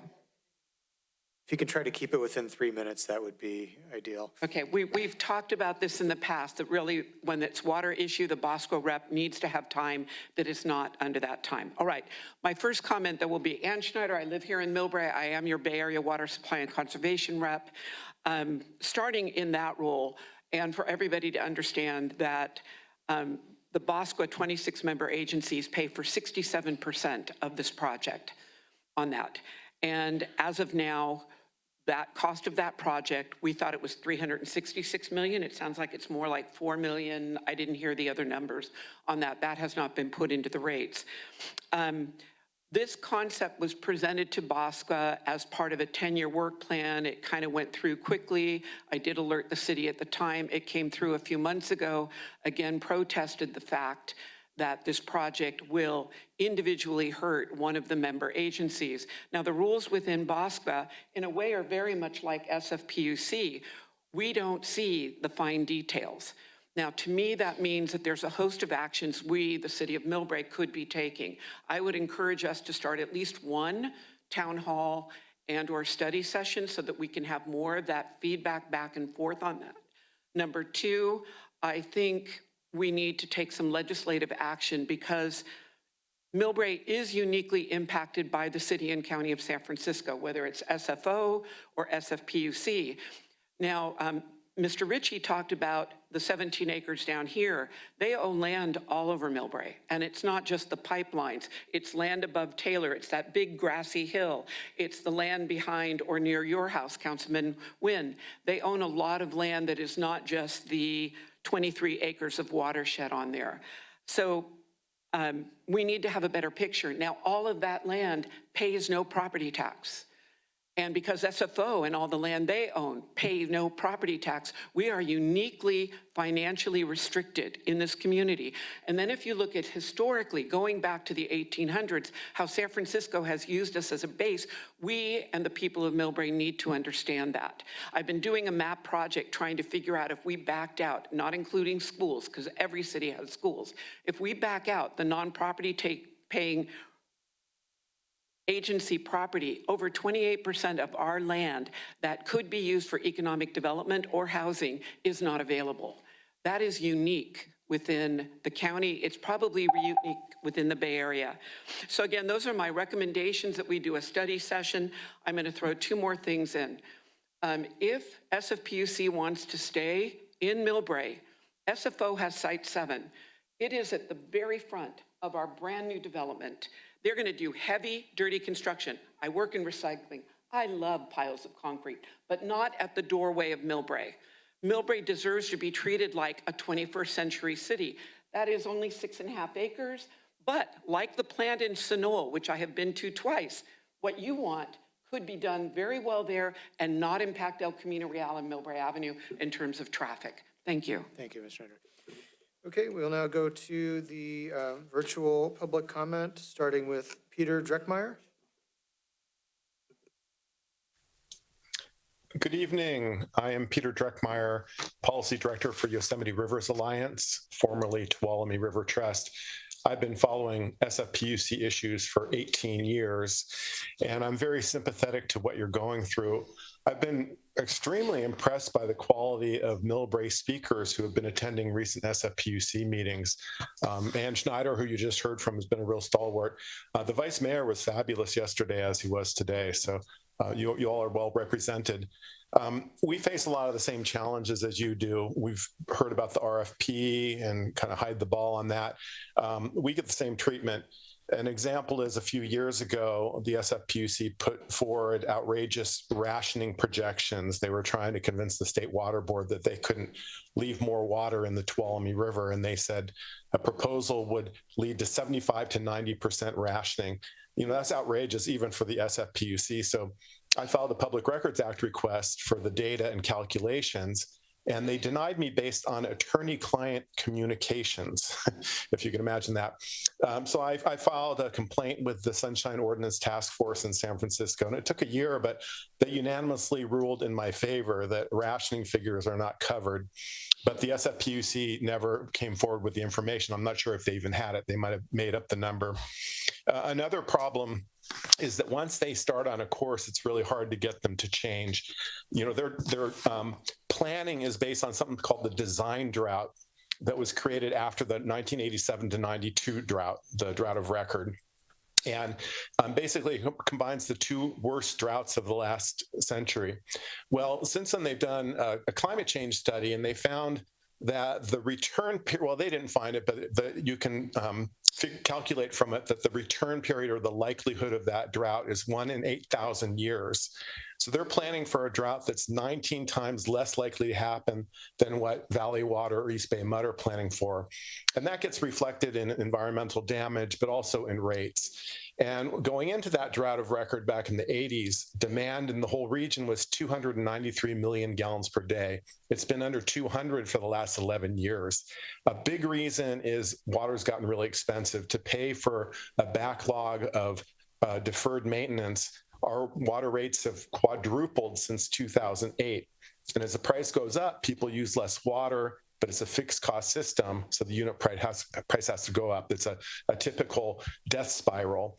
So I think the economic argument could really work in your favor. You know, $400 million is a lot of money. A third of that paid for by San Francisco ratepayers, 2/3 from Bosca. And there are a lot of Bosca agencies that won't benefit from this project because they're upstream. An example is Hayward, the biggest purchaser of water from the SFPUC. They won't benefit at all, but they would pay about $25 million. Thank you very much. Thank you, Mr. Rickmeyer. The next speaker is Sunny Aoyang. Hello? Hello? Hello? Yes. You're on. Hello? Can you hear me? Yes, go ahead, sir. Oh, good evening, council members and mayor and vice mayor. Yeah, I just want to share that as a resident in Millbrae, I really want the hardware store to stay because it's part of my life. I go there all the time, and I see a lot of senior walk there and purchase their stuff over there every weekend, and so they could do their gardening and their plumbing job or their garage and so on. So if the hardware, we go lose the hardware store, it's hard for them to drive all the way to, let's say, Burlingame or South San Francisco to purchase hardware. So yeah, please try to keep the hardware store there. I think, you know, as a water could able to find other places that they could build their office or lab. So yeah, that's what I want to say. Thank you. Okay, thank you. The next speaker is Christina G. If you could provide your full name for the record, that'd be wonderful. Hi, hello, City Council. My name's Christina Gaines. I'm really against this project. I feel that that Millbrae was not included in the SFPUC's decision to remove OSH and KFC. Our residents are already burdened with 7% annual water rate hikes, and now we're being asked to pay for a warehouse project that eliminates 2 paying tenants. Millbrae deserves a voice before decisions that hurt our city are made. We've already gone through this with La Quinta Home Key project. I feel like I have slight PTSD again. I didn't know it was going to be coming. So, again, another swoop to our city. I would appreciate, it's breaking my heart that Orchard is closing. It's like my lifeline. I mean, being at 216 Helen, I'm a stone's throw away from Orchard Supply. There are already buildings to the south, to the north, by Pancake House, by El Camino. The congestion's going to be insane. They've got to find another place. And I just appreciate council for their really good questions. And I also appreciate Ann Schneider, not an ex-council member, still fighting for Millbrae. So we really need to get this community together and fight this project. It doesn't need to be there. They can do other stuff. Thank you for listening. Okay, thank you. And the final speaker is X. If you could provide your full name for the record, please. Yes, Grace Shoreham.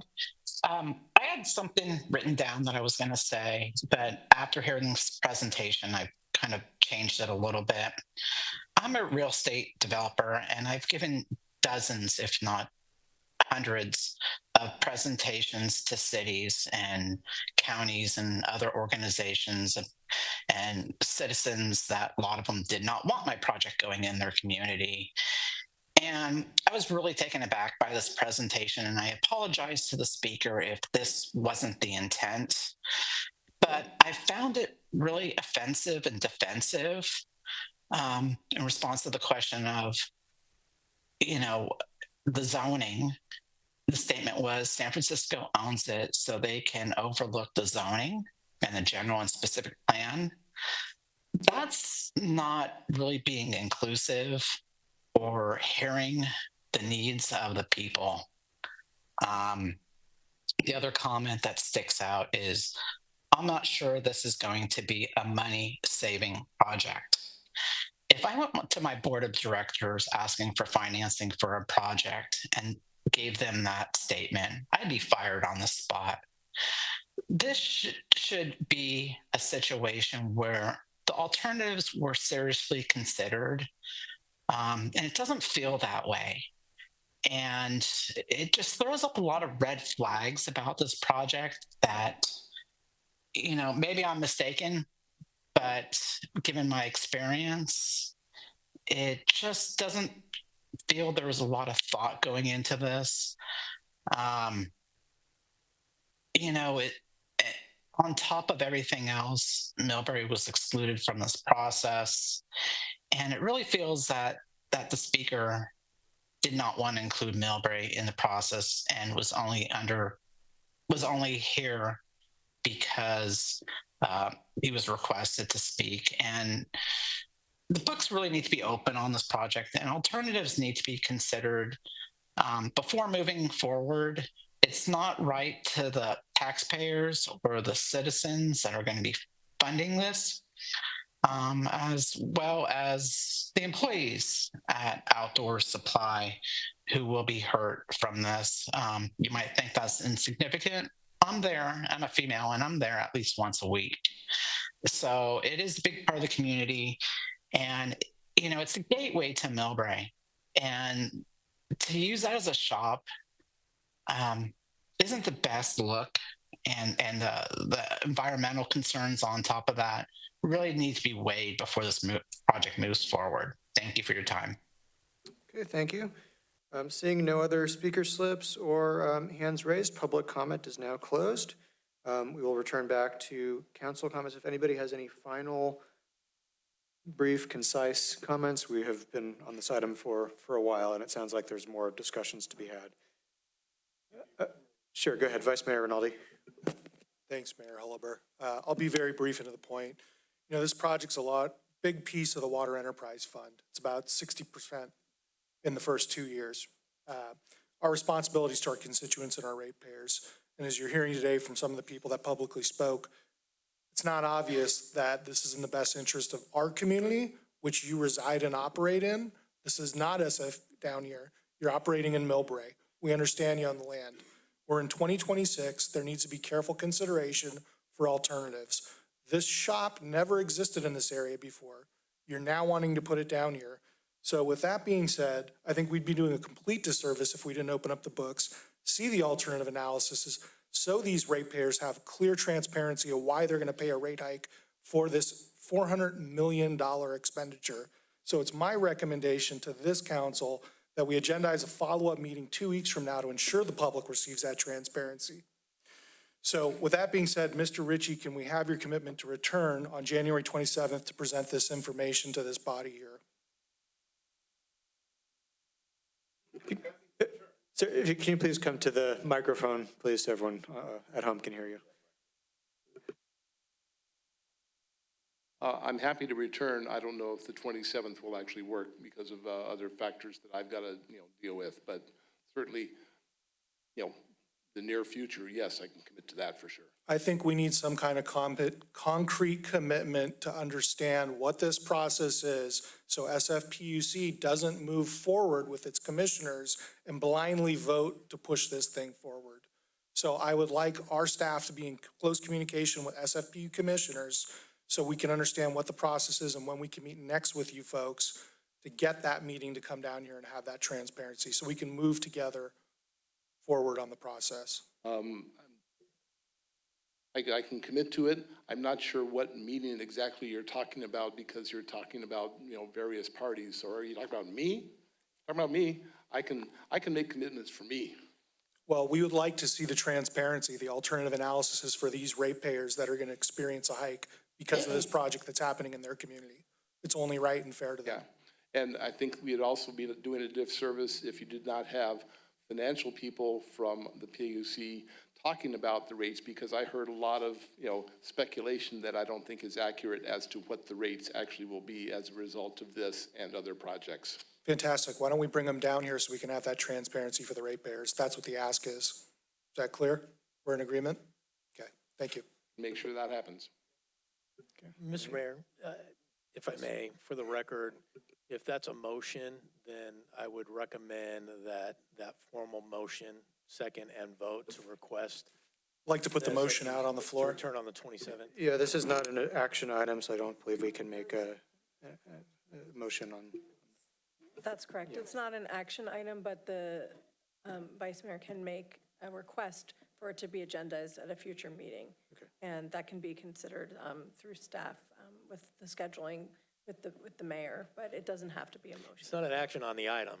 It's just it's an action at anyway. Well, It can be a it's not an motion, action. For on the item. record, I'd like to make the motion so we can agendize this in the future. I will make the request afterwards. Okay, any other final comments? I'll second that.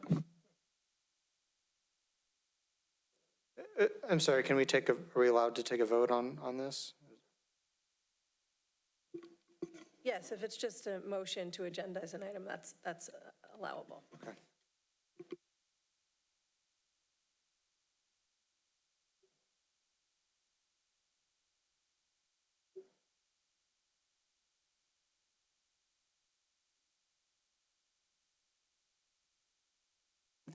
The motion to agendize the SFPUC returning to City Council at January 27th, 2026 City Council meeting passed by a vote of 5-0. Okay, thank you. Just one other question that I had for Mr. Ritchie, if you could please join us again, just to wrap up.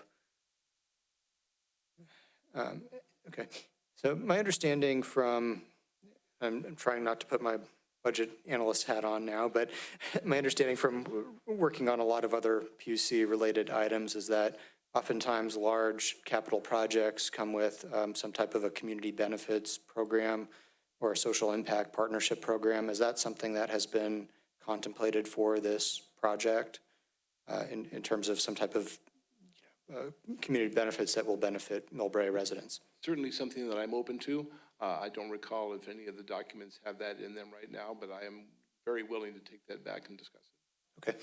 And also, have you had any discussions with, has there been concerns about congestion traffic, about any of the congestion management agencies here in San Mateo County? We have CCAG, we have commute.org. They work on congestion management and on employer programs to try to reduce the number of single occupancy vehicles commuting to and from a work site. Yeah, and I'll be happy to follow up on that question as well. Okay, well, thank you very much. I think seeing no other comments, we will move on to the next agenda item. So thank you very much, Mr. Ritchie, and everyone here from PUC for attending the meeting. Yeah, Mayor, and I'd like to thank Mr. Ritchie for coming tonight. Okay, next on the agenda is item number 2, the agenda overview and staff briefing. Mr. Williams. Yes, thank you, Mr. Mayor. Good evening to you, members of the City Council. It is 2026. Happy New Year. I would like to see if John Gianoli, John, can you come on up? And also Chris Falzone, just come on up real quick. If I can, I've got somewhat of an extensive briefing for the council since we've been out of session, but I'd like to turn to slide 5, if we may, kind of go out of order here.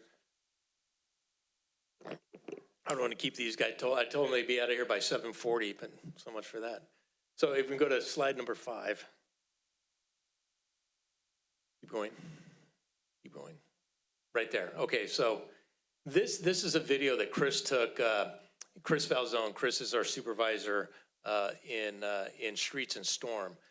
This is an example of the water flow down Tioga and Helen Drive. And so the water is coming down Tioga and flowing east down Helen Drive into the 400 block. And this is an example of what we've been witnessing and experiencing over the last month with the massive rainfall and series of storms. And so I wanted to bring this to the council's attention because we did have, and really the only area of the city, some isolated flooding on the 400 block of Helen Drive. And if you go to the next slide, we've met with many of the residents and property owners on the 400 block. This is a unique situation because as Helen Drive slopes east down the hill, this particular block then slopes up towards Laurel. And so this is a low spot. And Harry Burrows, our acting public works director, has done some very preliminary design on a storm drain improvement that we'll be bringing back to the city council as an amendment to our CIP that will fix this situation once and for all.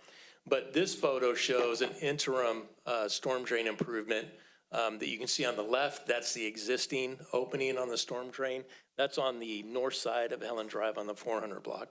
And the photo in the circular to the right is an improvement that's currently under construction that we're increasing the capacity and widening that storm drain as an interim solution to pick up storm water and help to alleviate some of the hydrology and water flow on this particular block. So we're putting things in motion.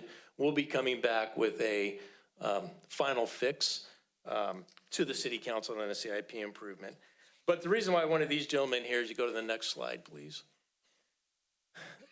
I wanted to have a special commendation and recognize the public works staff that have been out in the field during the last month. I'm talking Christmas Eve, Christmas Day, New Year's Eve, New Year's Day, really 24/7, protecting life, protecting property through these storms, clearing storm drains, debris, making sure all of our pump stations are operational.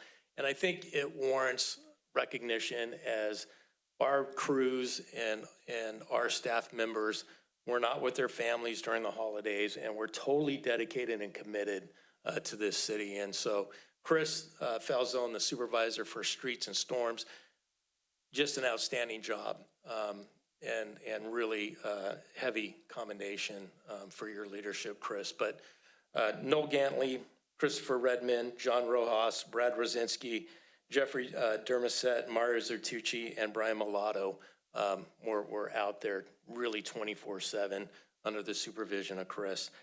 The way we're set up in Public Works, we call it a matrix style of management, where our Public Works employees have supervisors over them, but we cross-train to where we can draw from that bench in any situation. And so folks from parks can go help streets. And so John Gianoli, I think everybody knows John, is our park supervisor. And again, his leadership and his staff, Paul Neely, Eddie Vega, PJ Pfeiffer, Junior Vega, Anthony Bellatrossi, Miguel Mercado, John Garcia, and James Mazza under John's leadership also stepped up. Again, this is 24/7. If anybody was here during the holiday on a Christmas morning, you saw our street sweepers out and about. And again, these guys working together.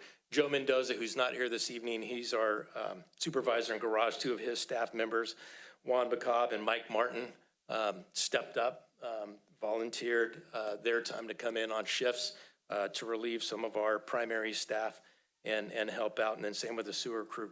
Chris Junio is not here this evening. He's the supervisor of our sewer. Dave Bocelli, Jan Malagasso, part of his crew also were brought in on call to assist. And then Harry Kwong, I think everybody knows Harry Kwong. Harry oversees our sewer treatment plant. And Harry works tirelessly keeping the plant up and running. When there's storm, there's something called I&I infiltration into our water system that then gets into our sewer treatment plant. And Harry is there literally, 2, 3, 24 hours, 48 hours, 72 hours, making sure that the sewer treatment plant is not overflowing and it's operating. And then last but not least, just can't say enough about Craig Sentis, Deputy Public Works Director. I think everybody knows Craig and they see him, and I don't know how he sleeps, but I wanted to just kind of use the example. I think we've all witnessed the storms, but I mean, unbelievable. I can't say enough about our public works crews and the commitment that they have to this city and to the people of Millbrae and to life and property. And I wanted to recognize them and commend each and every one of these staff persons. And they will be receiving a certificate of commendation from me that goes into their personnel file for an outstanding job. So, gentlemen, thank you. Thank you for staying a little longer than I anticipated. I know you need to go home and get some sleep with everything that's going on. Because I also have some other things that they've been up to that if we go back to the first slide real quick, just to bring this to the city council's attention. Go back to slide number 2. Keep going.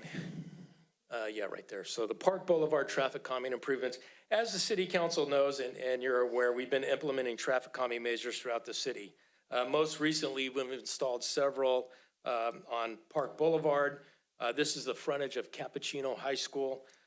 This includes 2 speed bumps that you see in the left picture, and you can barely make because of the shadow. Sorry about that. The center picture, those are 2 speed bumps along Park Boulevard on the frontage of Cappuccino High School, as well as the installation of additional pedestrian crossing and warning signs that are flashing that are actually solar powered. So there's no electric, they're solar powered, and you push a button and it flashes for traffic safety. Also, and that's all under Chris Valzone's supervision and leadership. Also, if you walk Central Park and Taylor, you know that the asphalt paths there's been a lot of wear and tear, a lot of potholes, crumbling asphalt, a lot of tripping hazards. And so the photo on the left and in the middle are the 2 paths up to Central Park off of Palm Avenue. Those photos were just taken yesterday. And so the asphalt will be poured, John, I think tomorrow, Friday, it'll be done for our MLK Day of service that I also want to brief the council on. So that's a photo, Central Park on the left, and in the center you can see those posts for an additional retaining wall that's necessary to hold back the slope. So nice little improvement at Central Park. The one on the far right is at the Taylor soccer and baseball fields. I think you've all walked there. Again, crumbling asphalt. I actually saw a lady trip and fall.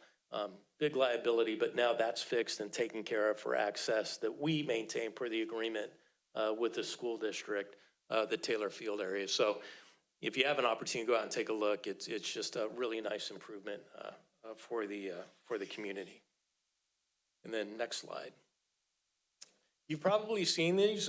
We did some pilot programs with solar-powered red flashing stoplights. This is a photo on the left with the lights on. They're actually blinking lights. We have them at the intersection of Taylor Boulevard at Magnolia, also at Hillcrest and El Bonito and Hillcrest and Poplar. And so these are solar-powered. This is under, again, Chris's leadership. It's bringing visibility to these intersections. And we started with a pilot program, and they are working. Visually, people are not blowing the stop signs and not doing California stops at Magnolia and Taylor, which is heavily congested. And so this is a really cost-effective implementation, solar-powered, that we're going to continue to roll out at major intersections. So we've seen great success. And this has all happened since the city council last got together in early December. Okay, next slide, please. Keep going. I'm going to just take the council through 3 main events that are coming up. So if we go to the compost giveaway, just bring to the council and the community's attention that Saturday, January 17th from 9 a.m. to 12 p.m. on the Spur Trail on Millbrae Avenue between Palm and Elder. This is our usual location, that there is a free compost giveaway, and this is till supplies last. So get out there early. We always run out. It's a very popular program that we work with South City Scavenger on. So January 17th, which is this coming Saturday, 9 a.m. to 12 p.m. is a free compost giveaway. And again, Millbrae Avenue between Palm and Elder. We had mentioned, next slide, please. We had mentioned Martin Luther King Jr.'s birthday, day of service. That's January 19th. That is a holiday, starting at 10 a.m. at Central Park, the area that we showed with the pavement improvements. There's you could probably have seen the dirt.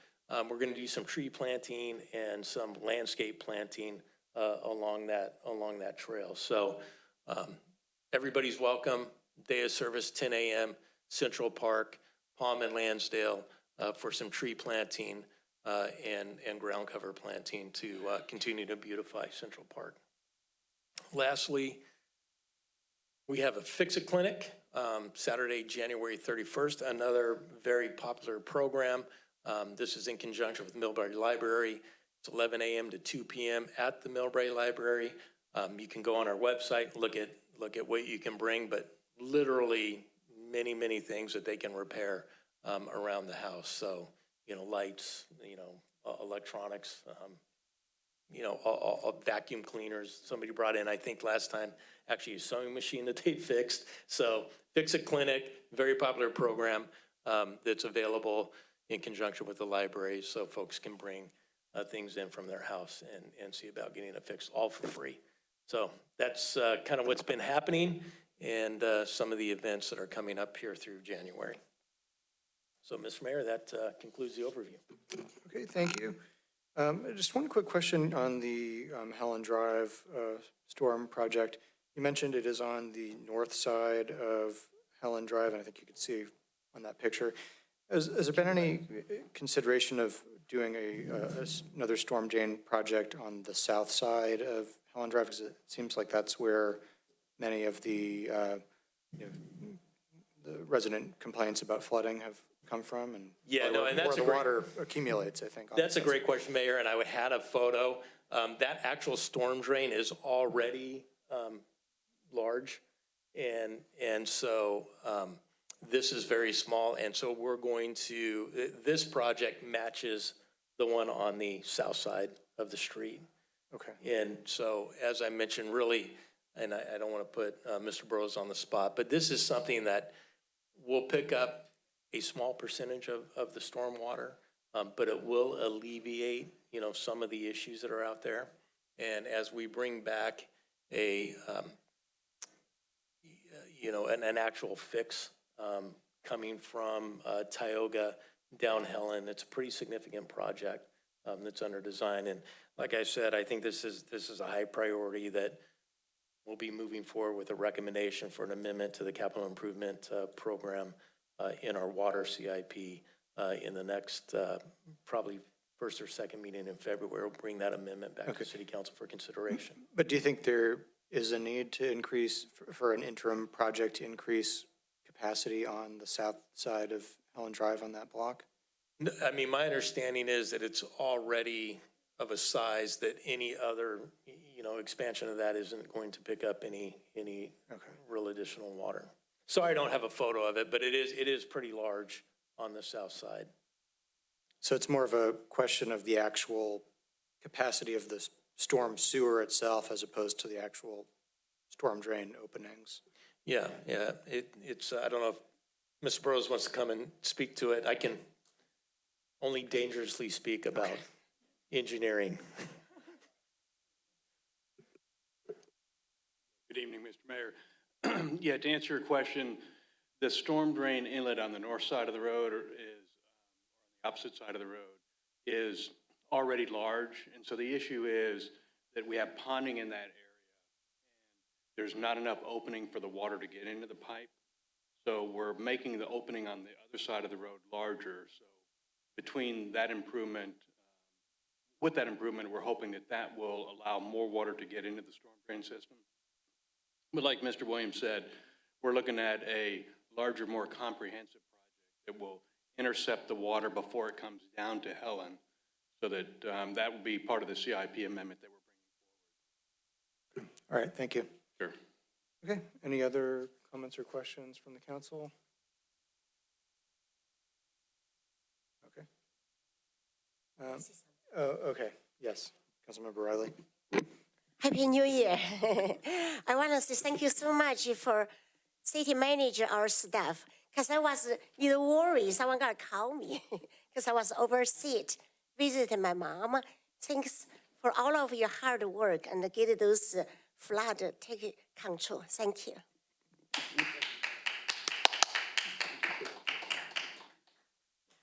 Yeah. Oh, okay. There, we do have, let's see. We do have an online speaker, Christina G., if you would like to speak.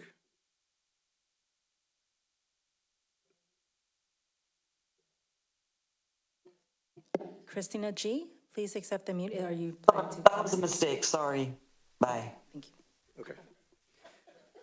Okay. Okay, so no public comment on this item.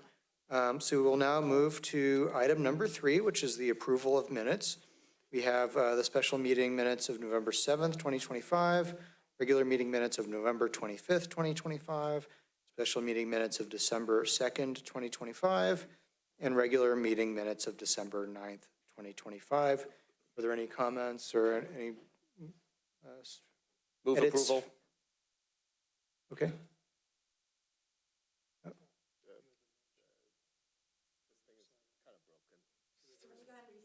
Okay. Public comments coming up. Oh. Yeah, public comments next. Here we go. Okay. We have a motion from Councilmember Fung, a second from Councilmember Nguyen. Can we have a vote, please?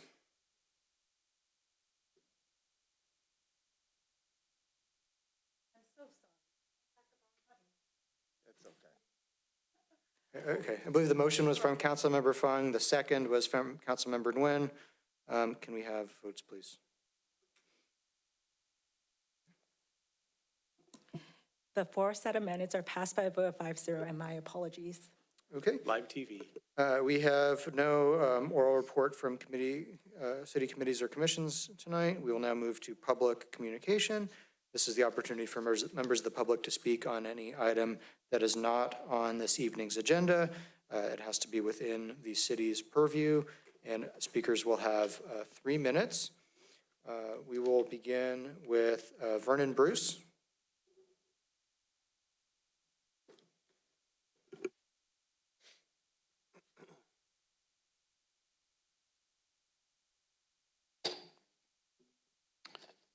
Good evening, Mayor Holliber and City Council members of the City Council. Thank you for allowing me to speak tonight.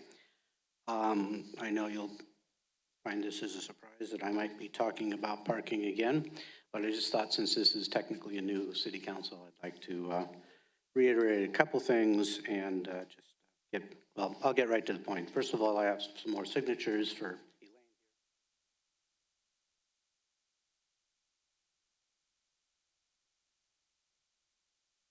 That's the same petition you saw before, just more of them. Anyway, I just want to reiterate that any increase in business activity is pretty much stopped by the extreme lack of parking that we have right now. Pretty much between 10:30 and 2, right in the middle of the day, and after 3:30 on up through the evening, you pretty much can't get parking without driving around for about 3 times around the, I'm sorry, 6 times now around the block. The downtown is designed primarily for customers to come to us. It's not there for internet-type businesses or anything like that. It's designed for people to drive to us and see us. One immediate substantial improvement, I've mentioned this before, is to remove the parklets. The parklet on my block alone is taking conservatively 24 out of the 29 available spots. Prime spots right in front of our businesses that are down there. Those are not side streets, they're not parking lots. Those are the actual prime spots. There's only 29 there. As many as 97 to 114 parking spaces are taken up by them in the areas in which they're in, and there's only 129 spaces available. The impact for me has been approximately $30,000 lost per year, primarily in the middle of the day, but also towards the end of the day. That's for the last 5 years. Parking lot on 300 block of Magnolia was originally intended to be 3 levels. 1 below, 1 at grade, and 1 above grade, which would make it approximately the height of the homes that are there now across the street and the homes that were taken out back in, I believe, the 50s or early 60s. Again, it was designed for 3 levels, not the one that it is now. Please don't wait for some developer to overdevelop the downtown to finance the garage. Who knows when that's going to happen. You got over $30 million that was raised for the rec center. We could certainly be able to find half that probably for a parking garage that would generate sales tax and of course parking fees for that garage, from that garage to help fund that. Nextly, reposition quite a few under 1-hour parking spots, removing the excess ones. And lastly, the electric charging spaces, I've seen quite a few of them unused while every single one of the regular parking spaces are filled up.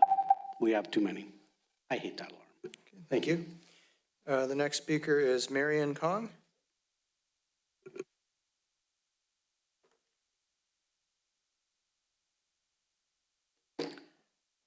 Well, good evening. I'm going to first follow up what Vern has said. You know, the downtown parking actually is for businesses, right? So that's try not to put any EV charging station there because they just charge there and they don't shop, they don't do, so don't do that. And then my personal experience in last week, I circulated downtown lunchtime, dinner time, couldn't find the parking. So I gave up. And then I collected many local restaurant business. They're all running short on businesses during the lunch break and then during the dinner time. Some of them even thinking about leaving, quitting the business. So we need to do something. So then today, I just heard, was SPUC. My God, Ruben said they could compensate us, have them build a parking lot for Millbrae. Have them build one, okay? So that's the same. And then I want to comment on the traffic calming thing. I like what I see, but then I would like you to extend the blinkers through entire Magnolia Street. In the Magnolia and Victoria, Magnolia La Cruz, it's very dark. That's put out there. But the traffic calming, that the bumper on the street, I hope you guys put some evening blinkers out there. I have seen so many cars just suddenly stop. They didn't know there was a traffic coming there. So they can't see at nighttime. And our streets are very, very dark. And then for the park, I actually see somebody even swerve to the side and then bypass the bumper and then continue crossing. The very worst part is intersection of Santa Clarita and Park. You have put out a wide cone there. I many times see the large SUV could not make a right turn, not stay in the same lane. They always go into other lane. And then the other car coming in, they go stop there, and then the car from Park down to the El Camino got stuck. I saw them many, many times. So I know we have Chris. I love him. He's great.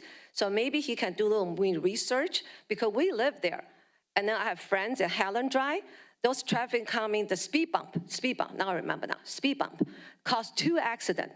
One, even the car running to somebody else's front yard because he tried to dodge that speed bump because there's no lighting at nighttime, okay? Thank you. Okay, thank you. The next speaker is Alice Kwong.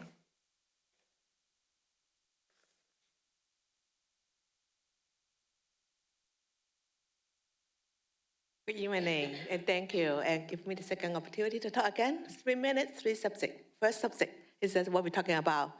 Number one, because this is affect our all citizens, 100%. If you offer me something like a car, I may not want to spend money, right? But the water bill, everyone affect. So would you please, our mayor, vice mayor, council person, our manager and lawyer, please find some way to protect all our citizens' base expense rights. And that's very important. And the second is about our Millbrae going to have a new garden. I call him new garden. Peace. And I was heard like someone submit the name as a Hen Yu. I do some research. Millbrae have 13 park and trail or anything is 13. So currently only have 2 is under the city's sister city's name. So even not 10%. Don't tell me Millbrae is always name all the new garden as using the sister's name. No, the answer is no. And second, and one of the city's garden, even we don't have any single residence in Millbrae. It's very embarrassing. And currently, whoever coming from the Hen Yu city, I don't think we may not have more than 5 or 10. And if they all gone, that will be a joke. Millbrae Hen Yu garden doesn't have anyone from Hen Yu. Don't do that, okay? And if you want to have a Zhongshan, you need 300 people, I can give you 300 people. If you need 500, I can give you 500 from Millbrae. If you want Dongguan, I can give you 5,000 from Millbrae, okay? And trust me. Now, another thing very important for CBD. And CBD should not be just hire somebody to do the study and then sell to the city and then approve of it. That costs money. CBD, from my personal experience, I'm good in business. I can tell you, a totally disaster. Thank you. Okay, thank you. The next speaker is Paul. And Paul, if you could provide your full name for the record, that would be helpful.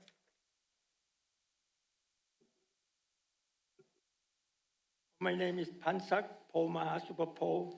I'm the owner of the Thai Stick 301 El Camino Real Thai Stick. I've been there 33 years now, okay? Since the COVID-19, it's been downhill so bad. The parking, I put the patio in front of my store. I spent $12,000 there. Within 2 weeks or less than a month, I took it out because I realized I take a lot of parking space over there, okay? But the half a block, I'm next to Vern, and half a block from my store, the parking there, the parking barrier there, been there for 5 years. And it's about time for you guys, I'm sorry, I shouldn't say that, it's about time for the city council or somebody who runs the city, take those things out. We need the parking. And I could not pay my rent for the last year. I pay late every month. And my landlord will not renew my lease, okay, by September, okay? 33 years, I built it from the ground up on the store. And I told the city here, I said, I will bring the best food, the healthy food here. And they said, oh no, you're gonna build it and then you're gonna sell it and move on. 33 years I've been here, okay? and I would like to be here forever. But this parking is really a nightmare. I used to have a store in San Francisco. Millbrae, Magnolia is almost worse than the Chinatown in San Francisco now, okay? And you look at it, it's very small street. I walk across the street on Broadway and a cruise, and the car come next to me and hit me while I walk on the cross street. I was wind up on the hood of the car, okay? Do something, not just let these people get away with it. The parking, this is our parking. When I lose money, I lose my store, okay? If you don't see me next year, I want you to realize that because of those parking space. Thank you. Thank you. Okay, seeing no other public comments and seeing none online, public comment is closed. We will now go to the consent calendar. We have 6 items on the consent calendar. Item 5, approving by motion the quarterly investment schedule for the first quarter of fiscal year 2025-26. Number 6, adoption of a resolution amending the salary ranges for certain part-time, temporary, and seasonal recreational classifications in compliance with California state minimum wage law effective January 1, 2026. Number 7, adoption of a resolution approving a 1-year contract extension with Central County Fire Department from December 30th, 2025 through December 29th, 2026. Number 8, acceptance of a donation from Millbrae Cultural Committee for a Millbrae Recreation Monthly Senior Luncheon. Number 9, consideration of a resolution accepting the annual AB 1600 report on the receipt and use of development impact fees for fiscal year 2024-25. And item 10, approved by motion the calendar of regular city council meetings for 2026. We do have a request for public comment on item number 8. Are there any other requests from council members to pull any of the items from consent calendar? Okay. Seeing none, we will entertain a motion to approve items 5, 6, 7, 9, and 10. If anyone would like to make the motion. So moved. Okay. We have a motion from Councilmember Nguyen, a second from Councilmember Fung. Can we have your votes, please?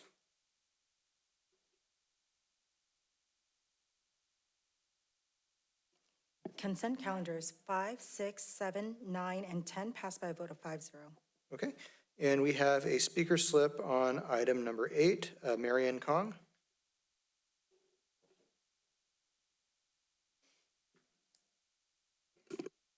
Hi, thank you for having me second times. I want you to understand why Millbrae Cultural Committee wanted to donate $4,000 to our Millbrae seniors. Because seniors had put their sweat and blood to build this city, to build America, and they deserve the best. We can help them, we can give them. And then one incident, I was there a couple years ago at the lunching there. There was an old lady came in, she came in, she sat down, and then she got her first bowl of salad, and she got a roll. And then I walked by, she wrapped the roll with her napkin. I said, why? Don't you want to eat it? No, I'm going to save it for my dinner tonight. So it broke my heart. And another incident, it was a couple. One husband came in, he only had $6. He could not bring his wife in. So he said, my wife gonna sit in the lobby, I'm coming in for the lunch. And then he eventually said, can I have a little extra to share with my wife?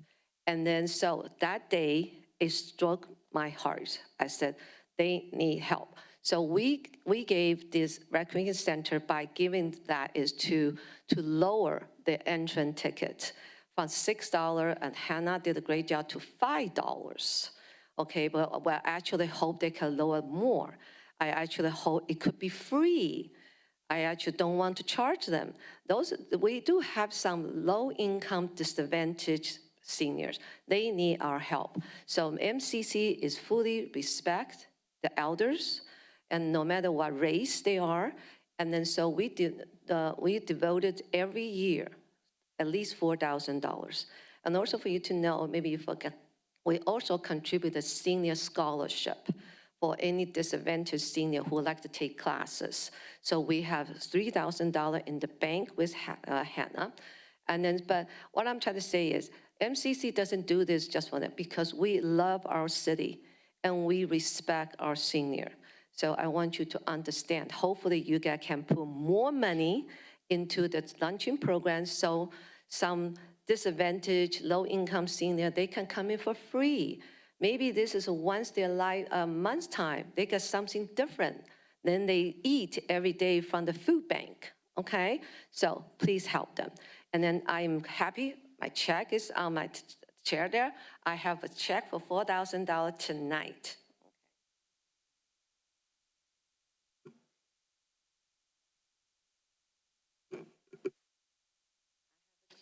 Check for $4,000, and the more money we can retain from our nonprofit foundation, associate organization, we will put in more. But not just us can help. I need city council actually act a little bit.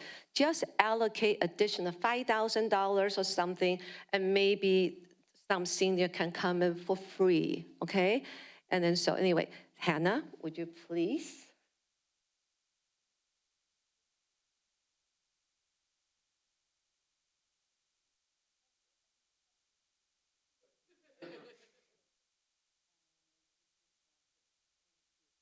Anyway, she had done a great job to organizing it, but I do encourage some of you go volunteer to serve, and then you can actually witness some kind of a misfortunate situation, okay? Thank you. Thank you very much, Ms. Kong, and we very much appreciate that contribution and your ongoing contributions to this program and other programs in Millbrae. Okay, seeing no other public comments, do we have a motion on item number 8? So moved. Okay, and a second? Okay. We have a motion from Councilmember Fung, a second from Councilmember Nguyen. Your votes, please.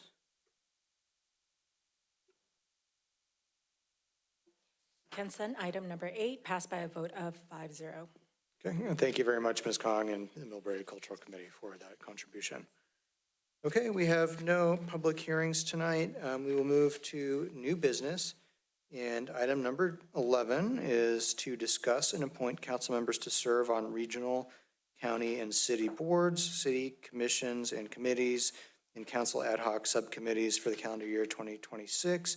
And I believe our city clerk, Elaine Tran, has a presentation on some of the recommendations in terms of consolidating and renaming some of these subcommittees that city staff and myself had agreed on. Thank you, Mayor, Vice Mayor, and council members. This item is an annual review and update to the City Council ad hoc subcommittee and council assignments for 2026 calendar year. The purpose of tonight's discussion is to review the existing subcommittee and appointments and consider any proposed updates. Next slide, please. I just want to note a copy of this presentation could be found in your purple folder, so you can follow along as well. To provide some context, the City Council ad hoc subcommittee are formed on an as-needed basis and are intended to have clearly defined purpose and term. The subcommittees are recommended by the mayor, appointed by the full City Council, and reviewed annually to ensure they remain relevant and effective. As part of this annual review, the City Council may choose to add, dissolve, consolidate, and rename or modify existing subcommittee as appropriate. Next slide, please. This slide summarizes the mayor's recommendation based on feedback received as part of the annual review of City Council ad hoc subcommittee. First, Mayor Holliber recommends renaming the Budget Appropriations Subcommittee to Budget Subcommittee. The mayor also recommends several consolidations to improve efficiency and reduce overlap. The Community Benefits District and Economic Development Subcommittees would be consolidated into Economic Development Subcommittee. The Land Use and Infrastructure and Environmental Sustainability Subcommittees would be consolidated into Land Use, Infrastructure, and Environmental Sustainability Subcommittee. The Legislative and Rules Subcommittee would be combined into a single Legislative and Rules Subcommittee. Lastly, the mayor recommends the closure of Millbrae School District Liaison position. In lieu of this liaison role, the city council continues to hold joint meetings with the Millbrae Elementary School District twice a year. These recommendation changes are intended to streamline subcommittee functions while maintaining effective coordination and communication. Next slide. The city council ad hoc subcommittee assignments are recommended by the mayor and appointed by the city council. This slide shows the mayor's recommended ad hoc subcommittee assignments for the city council's consideration. Next slide. The city council appointments to regional and county commission bodies allow the city of Millbrae to participate in regional decision-making and ensure the city's interests are represented at both the county and regional levels. Shown here are the mayor's assignments to regional commission and bodies. Next slide. This slide covers council liaison assignments to city commission committees. These liaison roles support communication between city council and advisory bodies to help maintain alignment with the city council goals and policies.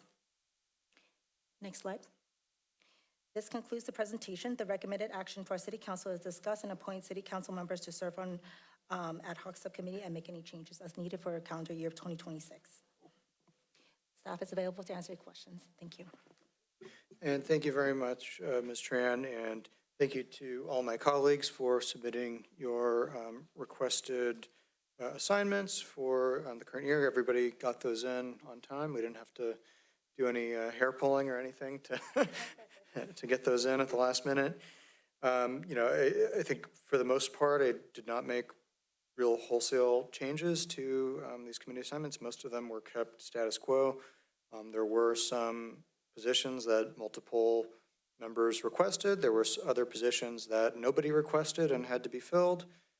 So I tried to do my best to keep things balanced, give some of our newer members some new opportunities, as well as our existing council members as well.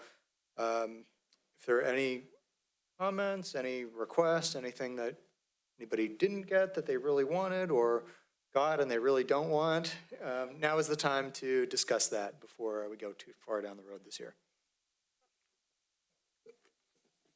Thanks, Mayor Holber. I only had one quick request, see if possible or not.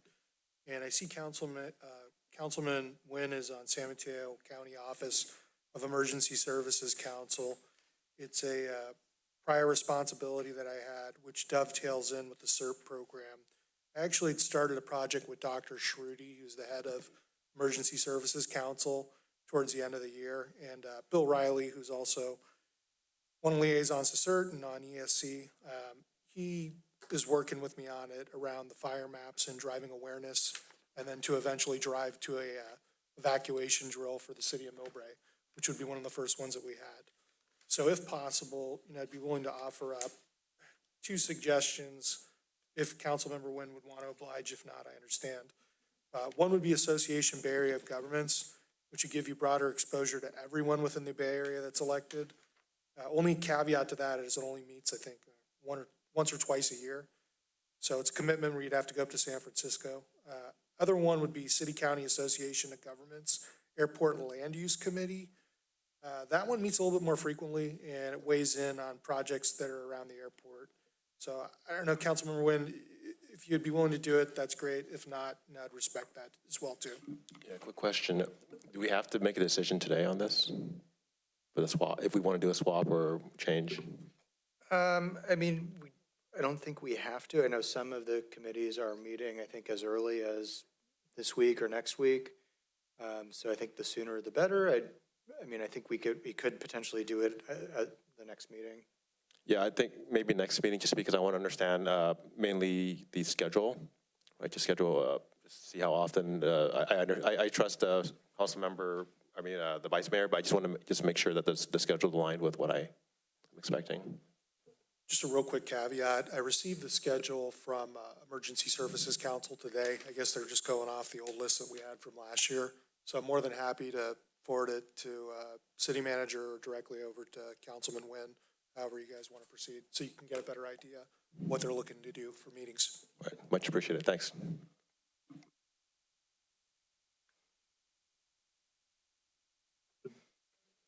Any other comments? For the mayor? Yes, Councilmember Fung. Thank you so much. Yeah, thank you so much for all the nice assignment. I appreciate it. And I was pleasantly surprised that I've been assigned to the Community Enhancement and also the Cultural Arts Advisory Committee. Mr. Mayor, and I understand being a mayor it gets busy, and you could use some help, and I certainly appreciate the opportunity.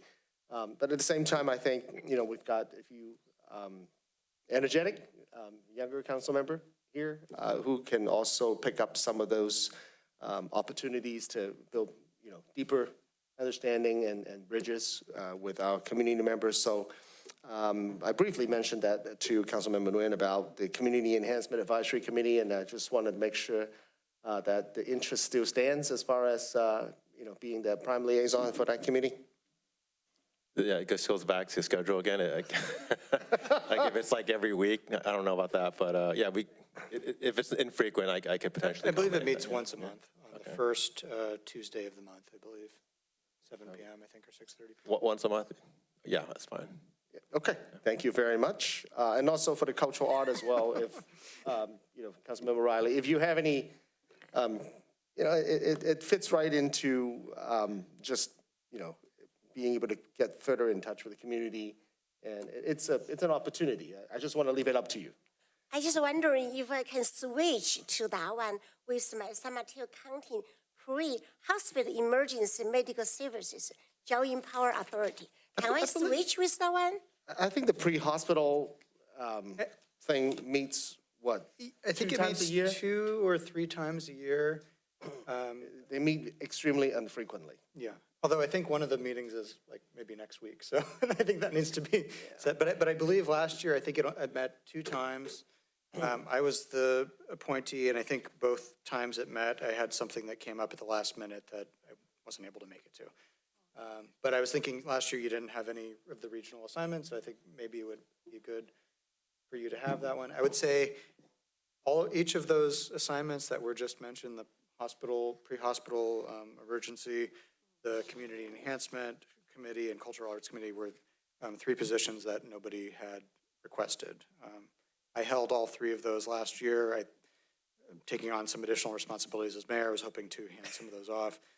Councilmember Fung, last year, I don't think you had any of the committee or commission liaison roles, so I was thinking it would be good for you to have at least maybe 1 or 2 of those, but yeah. And I think also, just to give a little bit of context, the Community Enhancement and Cultural Arts Committees, there was consideration that they might merge this year, so I thought it would be good to give those to the same person, but I don't think that's imminent. That could be several months away if it even happens at all.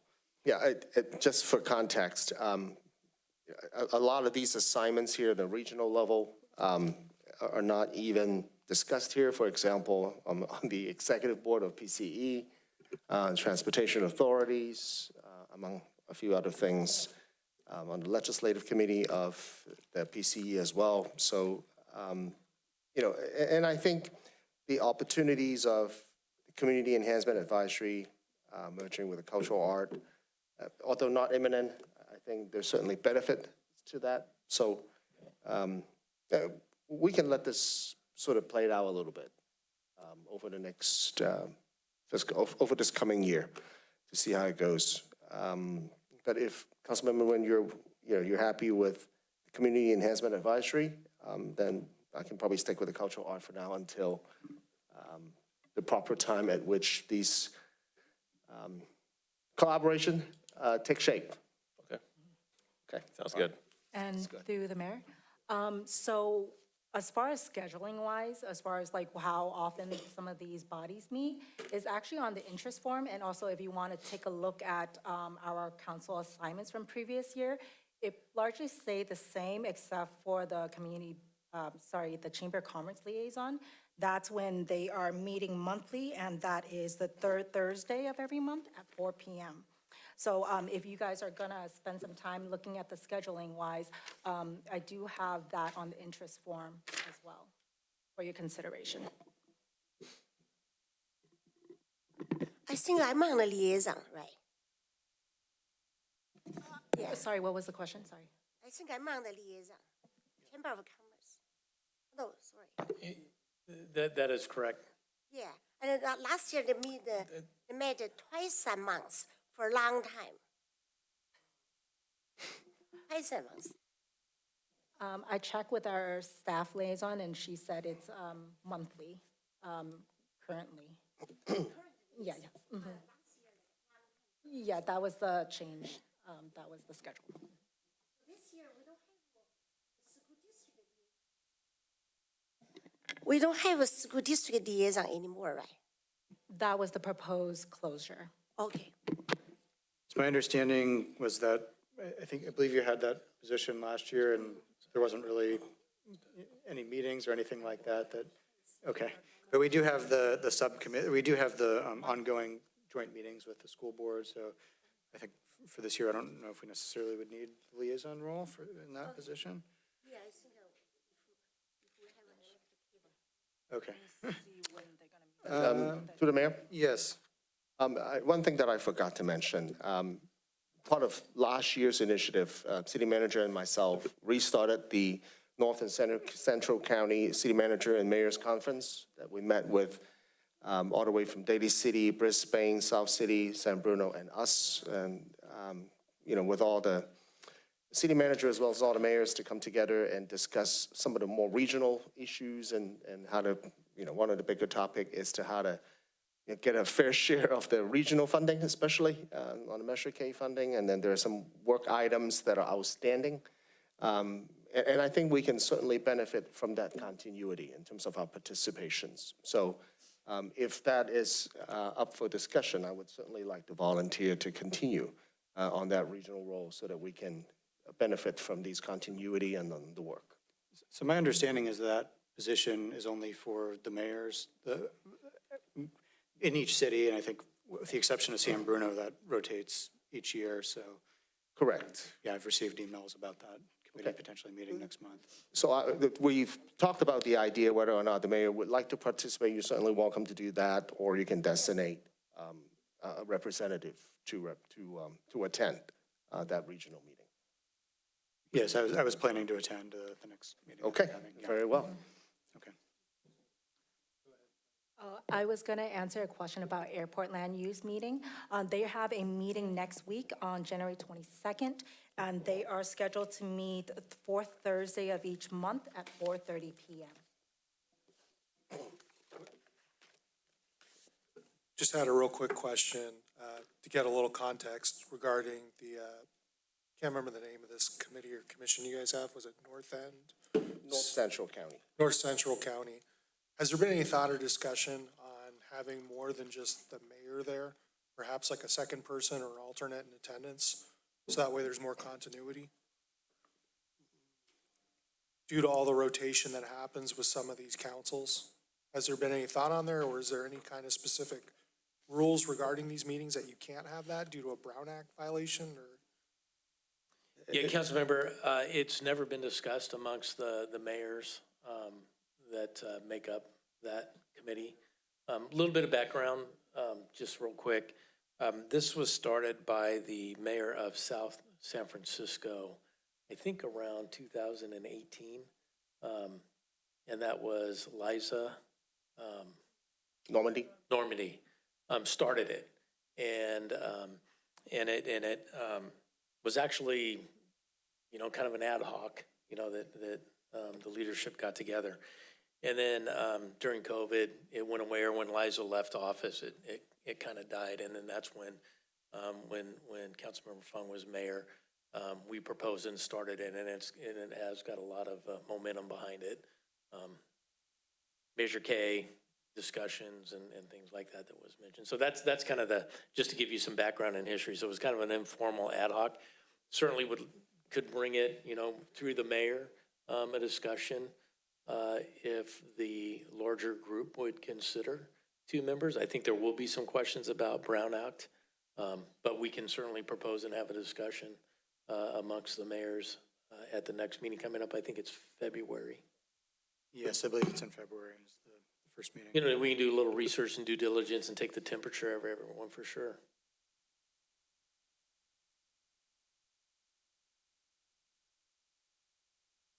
Okay, so it sounds like there have been a few assignments that we are still having some debate about. Some, in particular, let's see, the CCAG Airport Land Use Committee, the, let's see, Office of Emergency Services Council, the Pre-Hospital Emergency Medical Joint Powers Authority. I believe that committee does meet next week, so I think we would need to have either this week or next week. There was an email. No, the Pre-Hospital Emergency Services. Yes, there was an email, but I can't recall. I have to find that. Okay. And get the date. I believe it's next week, but it's coming up soon. And then in terms of the Millbrae Council assignments, the Community Enhancement Advisory Committee and Cultural Arts Advisory Committee. So that's 5 I counted that there's some debate about. In terms of the ad hoc subcommittees, are those all generally agreed upon? Or?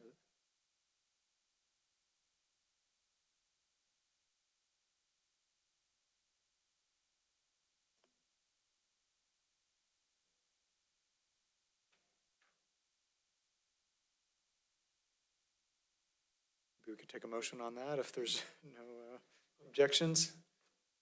Sorry, what? Okay. On the ad hoc subcommittees? Okay.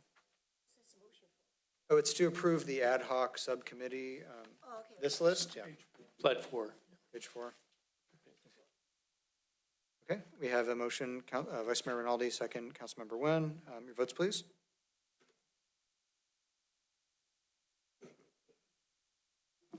The City Council approved the Council Ad Hoc Subcommittee as presented by a vote of 5-0. Okay. And then as for the others, what is the pleasure of the council? To continue the item to the next meeting? I mean, we could approve all but the, the ones that are in question. We could always, I suppose, always change the assignments. I've seen that happen in other cities before. I was just going to propose in regards to Emergency Services Council, with Councilmember Nguyen, I could work with him fairly quickly around whatever your schedule is this week to discuss if you wanted to do this or not, and then get back to the mayor or city manager or city clerk with whatever. Yeah, well, I mean, these have got to be formal actions by the council, so if I may try to help a little bit here, so I think as at least my notes, ABAC General Assembly, Councilmember Rinaldi, U.S., Councilmember Nguyen, and they do only meet twice a year in San Francisco General Assembly. And then the airport land use, as the city clerk said, it's the 4th Thursday of every month that they meet. And so that's the CCAG, and I think Councilmember Rinaldi, you're asking if Councilmember Nguyen would like that one as well. And then you're proposing to then relieve him of the appointment of the Office of Emergency Services, and perhaps that, and I'm just making a suggestion, rotate that to where Councilmember Rinaldi is the delegate and then Councilmember Nguyen is the alternate. I don't know if that helps, but that's at least what I had on my notes. Yeah, I'm absolutely fine with that. My only concern is the project that I had with Dr. Schrudy. It's a project that was promised to a past council member, and we worked on it, and we're trying to get it to go forward, and it dovetails in with the CERT program. Yeah, and Vice Mayor Rinaldi, we chatted yesterday about this briefly, and I think maybe you just neglected to put that on your list, but and that was one that nobody had requested as well, and I figured maybe that would be a good opportunity for Councilmember Nguyen, because I know he was interested in some of the more regional assignments. But so yeah, at the time I was not aware of this ongoing project.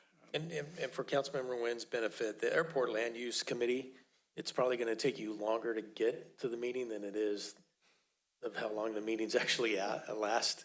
They're very focused on, they're very quick and they're very focused on a formal action of projects throughout the county, municipalities, consistency, with the adopted airport land use plans that exist. So SFO, of course, and San Carlos Airport and Half Moon Bay Airport. So any project that is, any land development project that's being proposed within the confines of the airport land use jurisdiction are brought to the airport land use committee for decision on compatibility or not. You're willing to swap that? I'm willing to swap either of them, ABAG or airport land use, whatever you prefer. I think the airport could work, right? Okay, Yeah. fair enough. Okay. So that helps get us to an agreement here. So, Mr. Mayor, so do we want to reverse those? So Councilmember Nguyen would be the delegate and Councilmember Rinaldi the alternate on Yes, airport land use? correct, yes. Okay.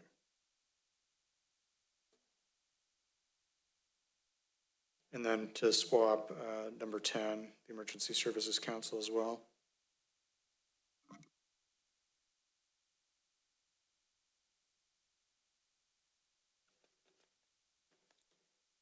And then just for the record, Councilmember Nguyen, did you want to then be the delegate for the ABAG General Assembly? I think that whatever we have now is fine for that one. Yeah, I think that only meets, like once or twice a year. And I think the main role of the representative is to approve the minutes, I think, is basically, more or less what they do. And, but I'm sure there's interesting presentations. We have some echoing here. But that's what I've been told by past representatives, is you're basically there for 4 hours and you approve the minutes. Okay. And then for the council assignments, I don't know if somebody has their microphone on, but getting some echo here. Councilmember Fung would like to give up the number 3 and number 5, Community Enhancement Advisory Committee and Cultural Arts Advisory Committee. Would you like to keep either of those or give them both up? I'm not giving them up, I'm wanting it. I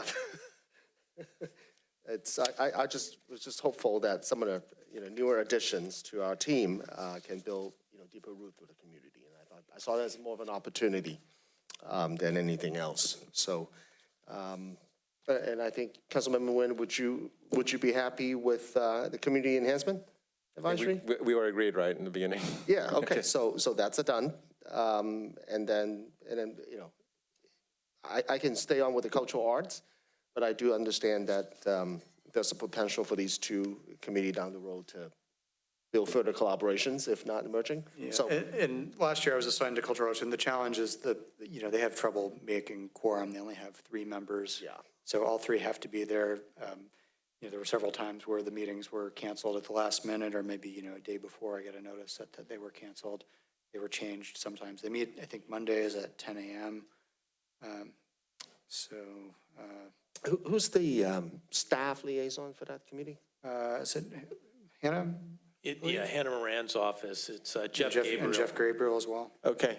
So it would be helpful if Jeff can get the quorum confirmed and send out notification, say 2-3 days ahead of time.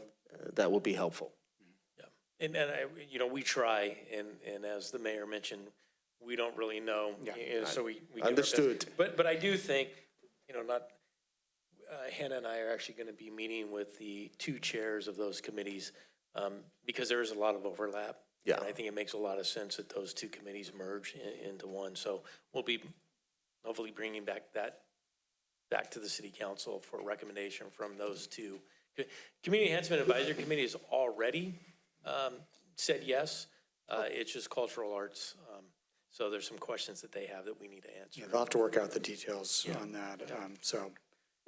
Probably not happening this month or next month, but potentially down the road that could happen for the end of the year. So just to summarize the changes,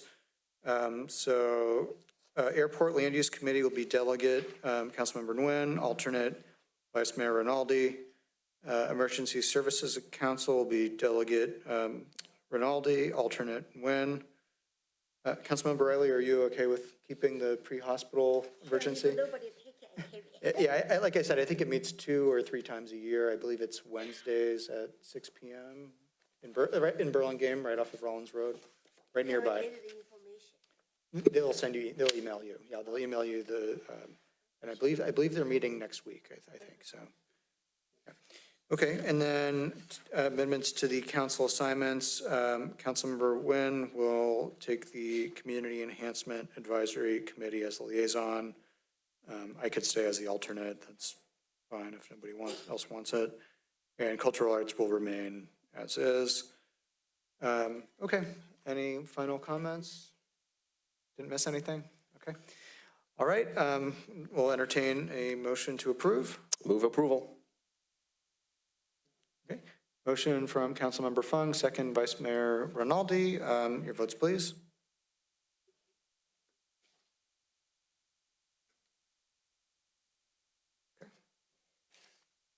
City Council approved the regional assignments and also City Commission Committee liaison as recommended by the mayor, except for 3 amendments as noted by the mayor. Motion passed by 5-0. Okay, thank you. And Mayor, I would like to commend the council. That is not an easy job, and you did a fantastic job tonight. So this is a big juggling act, so nice job. Okay, thanks everyone for your cooperation on that. Okay, now is item number 12. This is to discuss and consider a request from a member of the City Council to hold an annual Veterans and First Responders Appreciation event. And this was requested by Councilmember Riley. So Councilmember Riley, if you'd like to give a presentation or a description of what the request is. Okay, thank you, Mayor.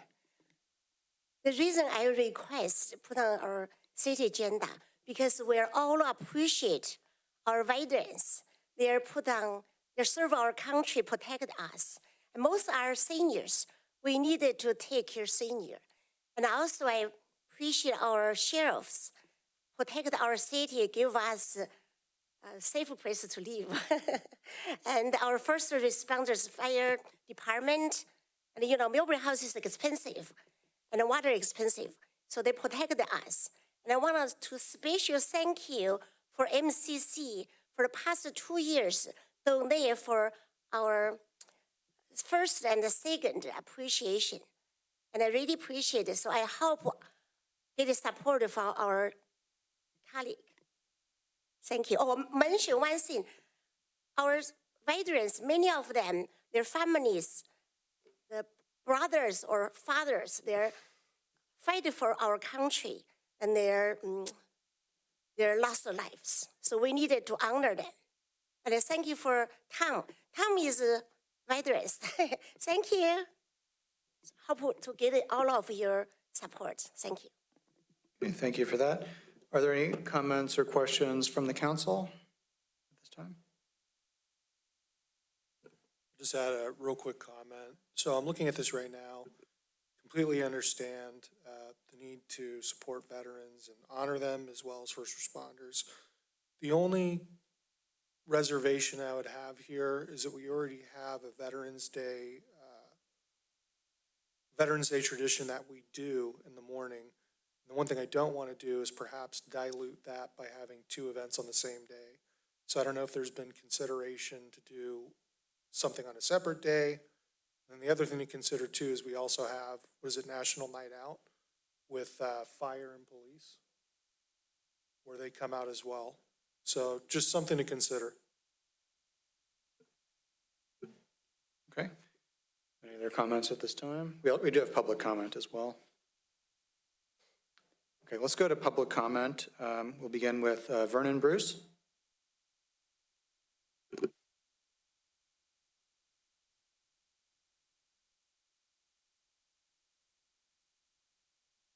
Yeah, I went to the last one there, out there a few months ago. And I just have to say it was really a great event. My vote is for yes on that there. I'll make this nice and short. Just make sure you have enough parking for it. Okay, thank you. The next speaker is Marion Kong.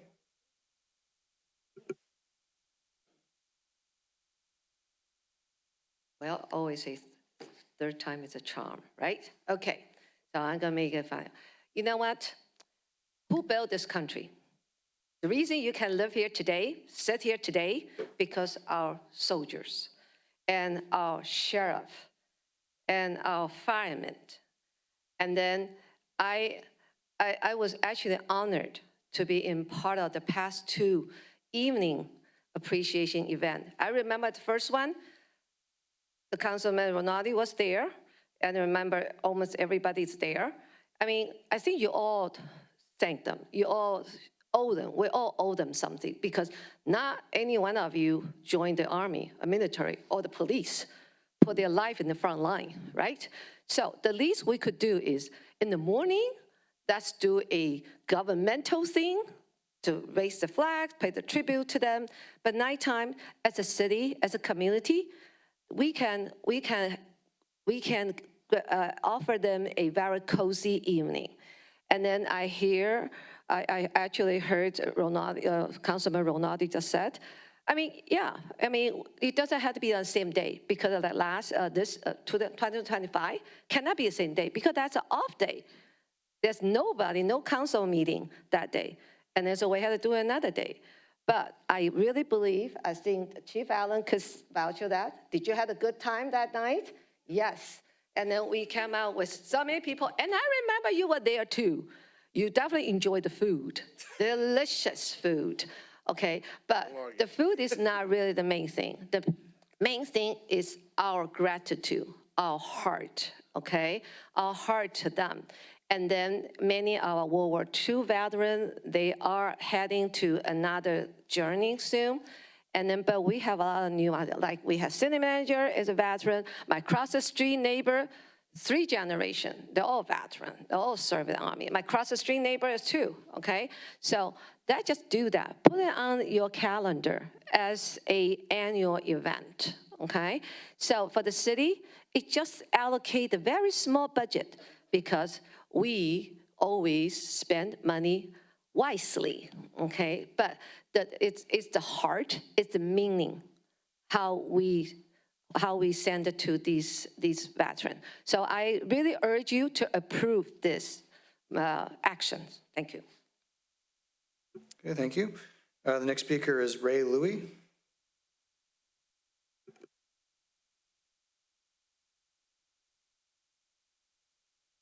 Good evening, neighbors. I would like to say I kind of piggyback on Marion's comment. I believe that the veterans and the first responders are heroes in our nation, and we should make this a permanent day of celebration for our veterans and first responders. In my opinion, every one of them. Thank you very much. Okay, thank you, Mr. Louie. Okay, seeing no other comments in person or online, public comment is closed. Any other comments from the council? I think Councilmember Riley had another comment. I want to say thank you, all of you, the speakers. Yes, the veterans, sheriffs, and the firefighters, they're our hero. None of us serve for like uniform. We own them. We're not just gonna say thank you. We need to show really things like, for example, yummy food, relaxed talking, something like that. Yeah, so doesn't have to be same day. We can do different day or same day, depends. We can be flexible. So therefore, I'm gonna make a motion to approve this. Second, please. I had a comment or a question, if nobody else does. So just Councilmember or City Manager Williams, just to clarify, the event last year that was held at the Chakotay Room, that was, I believe, an MCC event that they funded the food and they organized the event. And I think the city just provided the space. That is correct, Mayor. Okay. You know, I think I have a kind of a similar concern as Vice Mayor Rinaldi in that, you know, we do have the Veterans Day event in the morning. I'm just wondering if we're maybe a little bit stretched thin in terms of all the different events. Obviously, we want to honor our veterans, our first responders, but I think as was mentioned, we have the National Night Out event, we have the 9/11 event, We have, as was mentioned earlier today, Martin Luther King Day. We have 4th of July, several different community events. So I'm kind of wondering maybe for Veterans Day if it makes sense to potentially merge this event with the outdoor event. Is there maybe a way that we could have maybe an evening flag raising or something like that, or an evening, a way to do it so that, because with the current event, I think it's a wonderful event, but at the same time, we're asking, city employees to come in on a holiday on their day off to set up the event, paying overtime, which maybe isn't the, obviously we do that for a lot of different events, but if we're asking staff to be setting up, for twice, maybe it makes sense to do the two events combined on the same day at the same time and place. Yeah.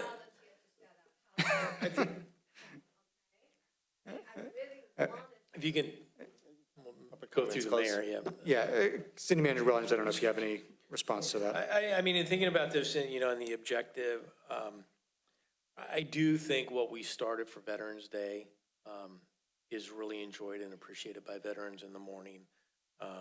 Yeah, we pay a little overtime for public works staff, but a majority of the staff that are there are salaried employees. And usually the way we work is we get, volunteer department heads and things. Some people might be out of town, but we manage it that way. So I'd recommend, that we maintain that. I do think in, thinking about this, the dinner that was hosted by MCC before the city council meeting that Tuesday actually worked well. There was not a lot of extra, staff time or anything on that. So perhaps what we can do is, just for discussion is maintain the Veterans Day, because I think that's formal and I think the veterans really appreciate that. And then the council meeting following Veterans Day, then we work with MCC to continue, an appreciation dinner that's opened up to veterans, first responders, so sheriff, CCFD employees, even our public works folks, right? Our public works folks are also first responders. So that would be a dinner before the council meeting following Veterans Day. So looking at the calendar, for example, this year, Veterans Day, obviously is always on November 11th. That's the day after the first council meeting. And so then the dinner would be the second council meeting Tuesday. Then we start to run into Thanksgiving. So maybe whatever the Tuesday is closest to Veterans Day might be the best way to do it. It could be a day or two before or after. Yeah, so the night of the 10th, the night before. So that's what I'm thinking. So it would be the night before the council meeting. Council members are already here, right? And it's not, too much of an extra effort. So that might be a good solution.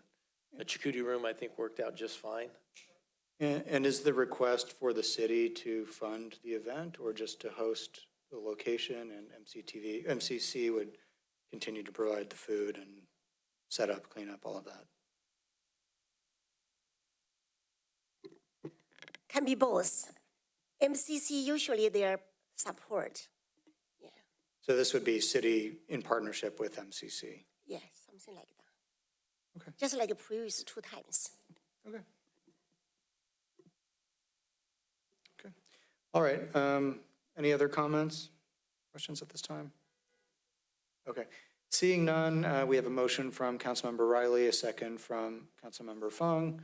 Can we have your votes, please? So, Mr. Mayor, just for clarification of the motion. So the motion is to have the Veterans Day and First Responder Appreciation Dinner on a Tuesday night of a council meeting closest to Veterans Day. Correct. Okay. In partnership with MCC. In partner, correct. Thank you.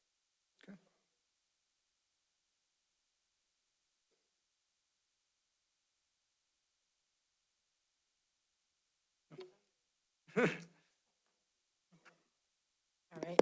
Item number 12 passed by a vote of 5-0 with the city, with hosting the Veterans Day and First Responder Appreciation event on a Tuesday night closest to a city council meeting in partnership with MCC. Okay, thank you.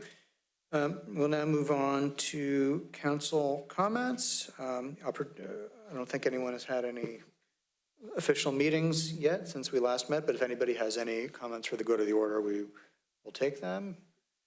We could start with Councilmember Fung. All right, thank you so much. We had our first Peninsula Clean Energy Executive Board meeting on Monday and discussed many issues, especially on the pending rise in energy cost by PG&E, especially the PCIA cost that is going to go up relatively quickly here.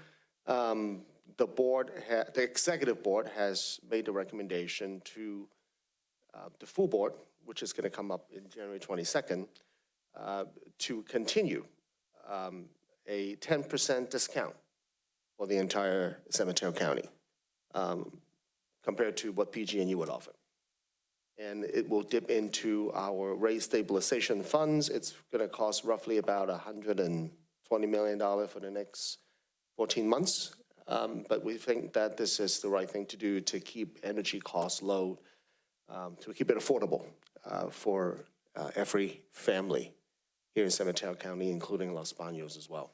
So that's a commitment that PCE is willing to make in terms of ensuring that utility continue to be affordable closest to home.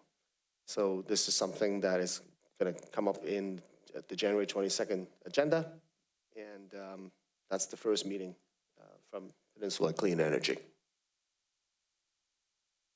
That's the update for now. Okay, thank you very much, Councilmember Fung. Vice Mayor Rinaldi? Thanks, Mayor Holber. Just two real quick updates. First and foremost, we got back numbers from CERT for the year 2025. Just wanted to share it with the general public. The CERT team, very proud of them. They were able to train 107 new members, 20 teen new CERT members. They also offered classes in both English and Mandarin. Very exciting stuff happening with CERT. Many more courses are coming down the pipeline. So I will work with city staff so we can publicly put out when those courses are taking place. So if anyone wants to join, it's free of charge. You could save yourself, save your neighbor, save the community. It's a good thing to do. Last but not least, e-bikes have become a real popular topic, and I just got communication today from Assemblymember Pappin's office that she's going to be hosting an e-bike community forum January 31st, 2026, from 10 a.m. to noon in Mills High School Theater. So a lot of people have shown a lot of interest for that. And I will once again work with city staff so we can relay that to the PTAs and the school board. That's it. Thank you. Okay, thank you very much. Councilmember Riley, any comments? Okay, Happy New Year. I was out of country for almost a month. And I realized because when I was in China, Chengdu, see my mom, and I realized I always sneeze in the morning. I didn't know why. Then after morning, when I get up, it will be fine. So when I come back here a couple days ago, I never sneezed again. So what happened? Then my friends told me because air is better. So, oh yes. So I really appreciate we're in a great country. And thank you for all of those veterans and the first responder. And I really appreciate them sitting here. Another thing I want to mention, you all know I just cut my hair, right? Actually, I did cut my hair. I donate my hair to Welfare Kids for those unfortunate kids who had a treatment. Then we can give them fake hair. So I encourage all of you, share with your family who you know, if they have healthy hair, organic hair, natural hair, please consider donate for Welfare Kids. Thank you. Okay, thank you very much. Councilmember Nguyen? Yeah, so I did over, I think it was right after New Year's, continued my campaign to just talk to the people around my area. And I'm happy to say there's not much issues, in my opinion. A lot of the issues are really around traffic, the typical things you hear, like speed bumps. We need like the flashing stop signs as we discussed earlier.